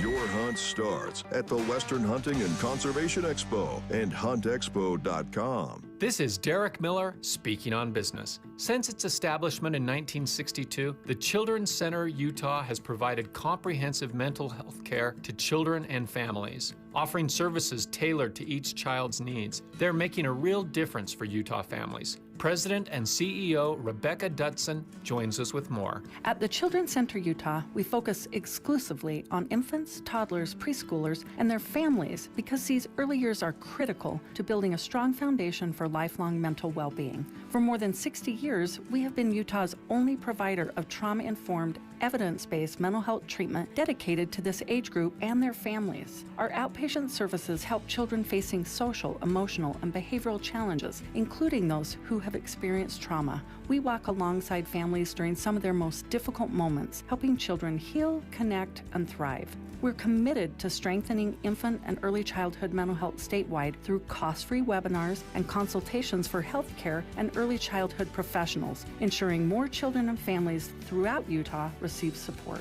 As the need for early childhood mental health care grows, we're excited to share that we are expanding services to Utah County with a new location opening in Lehi in July 2026. The Children's Center Utah continues to help children and families heal, grow, and thrive. Learn more about their services at childrenscenterutah.org. I'm Derek Miller with the Salt Lake Chamber, speaking on business. Getting help with plumbing repairs is easier than you think. All you have to do is call Any Hour Services or schedule an appointment at anyhourservices.com. No one helps more homeowners than Any Hour Services. An expanded Inside Sources. Inside Sources. You know, I used to love skiing at Park City because I served on their patrol there for 30 years. During Sundance, when you were up there, it was always a kind of a, can you spot a celebrity today? Yeah. Because in addition to going up to Sundance to promote movies and see movies and do things, some of these celebrities would take a day and go out on the slopes. And so you're always wondering, did you see anybody important today? Did you run into somebody that's a big shot? And it was really fun up there because we did see people all the time that were involved. And sometimes, you know, they're wearing their ski clothes, so it's not like you recognize them right off the chute. Instead of their gowns or whatever. Right. We have with us Caitlin Johnson. She's our producer, and she was up there this last weekend, and she did meet somebody famous. All right. I did not meet Taylor Swift, but The song's about her mom, I think. Very close, there's a though. line that just references her mom. I met Taylor Swift's mom, and there's about half of listeners who just rolled their eyes, and the other half is super excited for me. But So time out. How did you know it was Taylor Swift's mom? Because she's a Swiftie. I'll explain the interaction. Okay, and there's okay, more to okay. my takeaways of just this experience, but it did make my day yesterday. Like I kind of learned a little bit more at Sundance, but so it wasn't just her, it was Travis Kelce's mom, Donna Kelce, as well. So what happened? The in-laws. Yeah, pretty much. They were. It was very.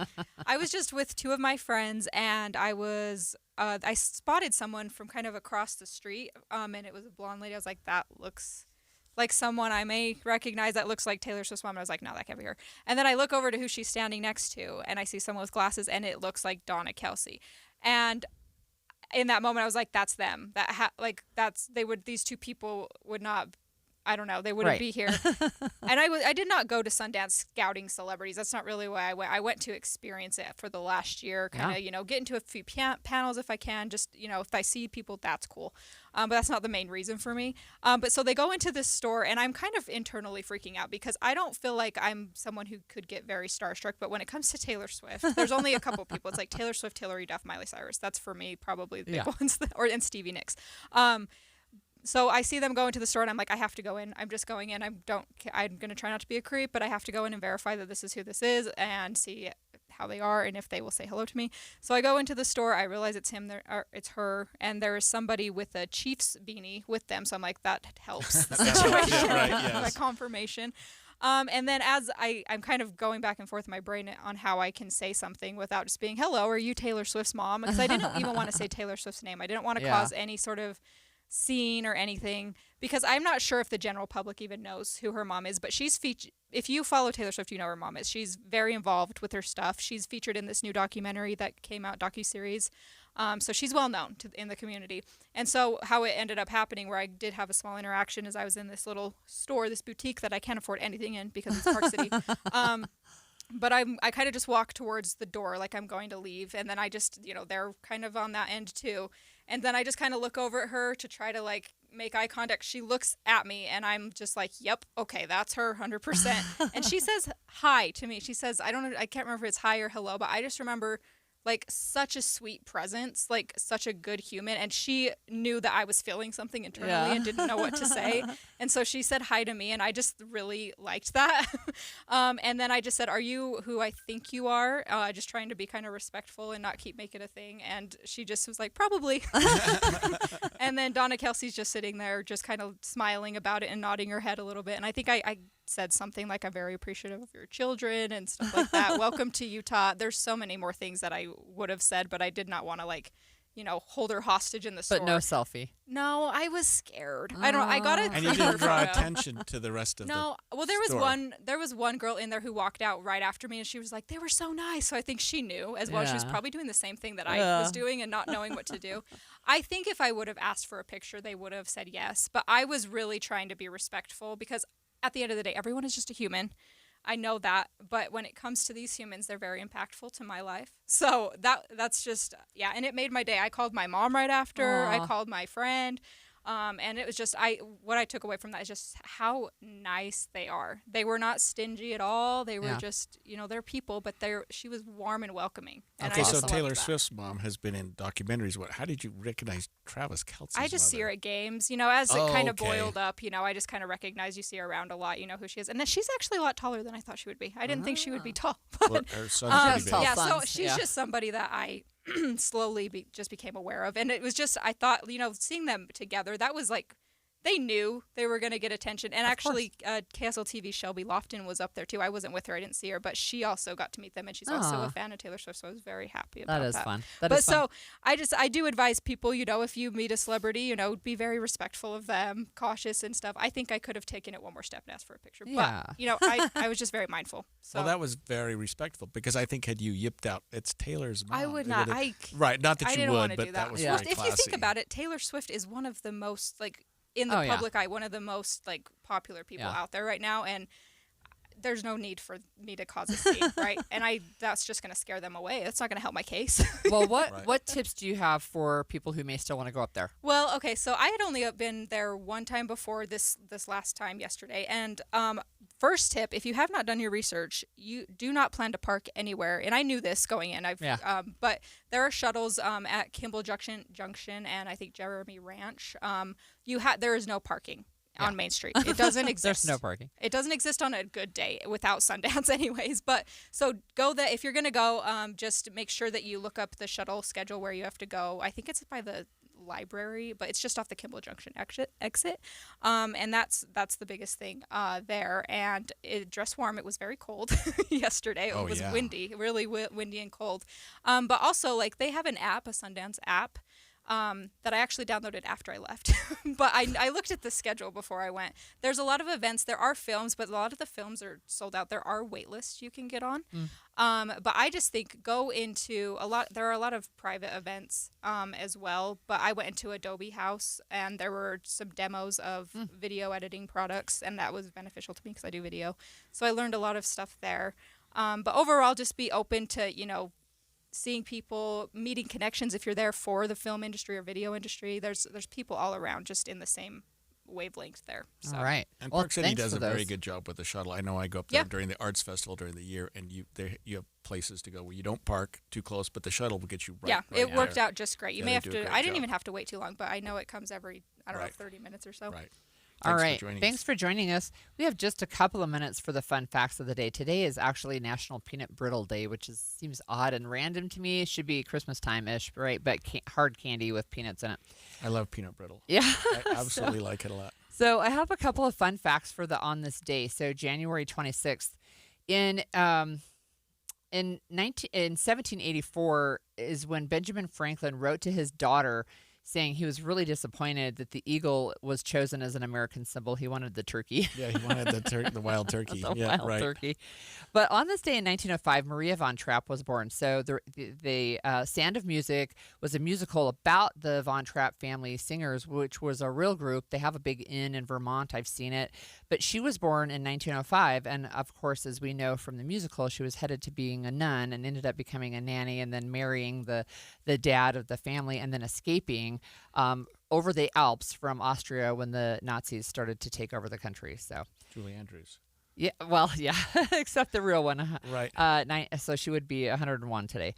On this day in 1954, ground was broken for Disneyland in California. It was kind of a wild idea at the time, right? And not really big. Yeah. Right. A while ago. So I thought this was funny. But in 1962, there was a Catholic bishop in Buffalo, New York, who declared that Chubby Checkers, the twist, that dance, the twist. Sure. Let's do well, the we're twist. old enough, we know. Right. That it was impure and had to be banned from all Catholic schools. And then one final note, on this day in 2020, Kobe Bryant and his daughter Gianna died in a helicopter crash. Well, there you go. A sad note. One final note. My co-host reminded me yesterday that we were 11 months from Christmas. Thank you for that. Well, that's it for Inside Sources today. Midday with Maria Chaleos is up next with all of today's news. Stay with us right here on KSL News Radio.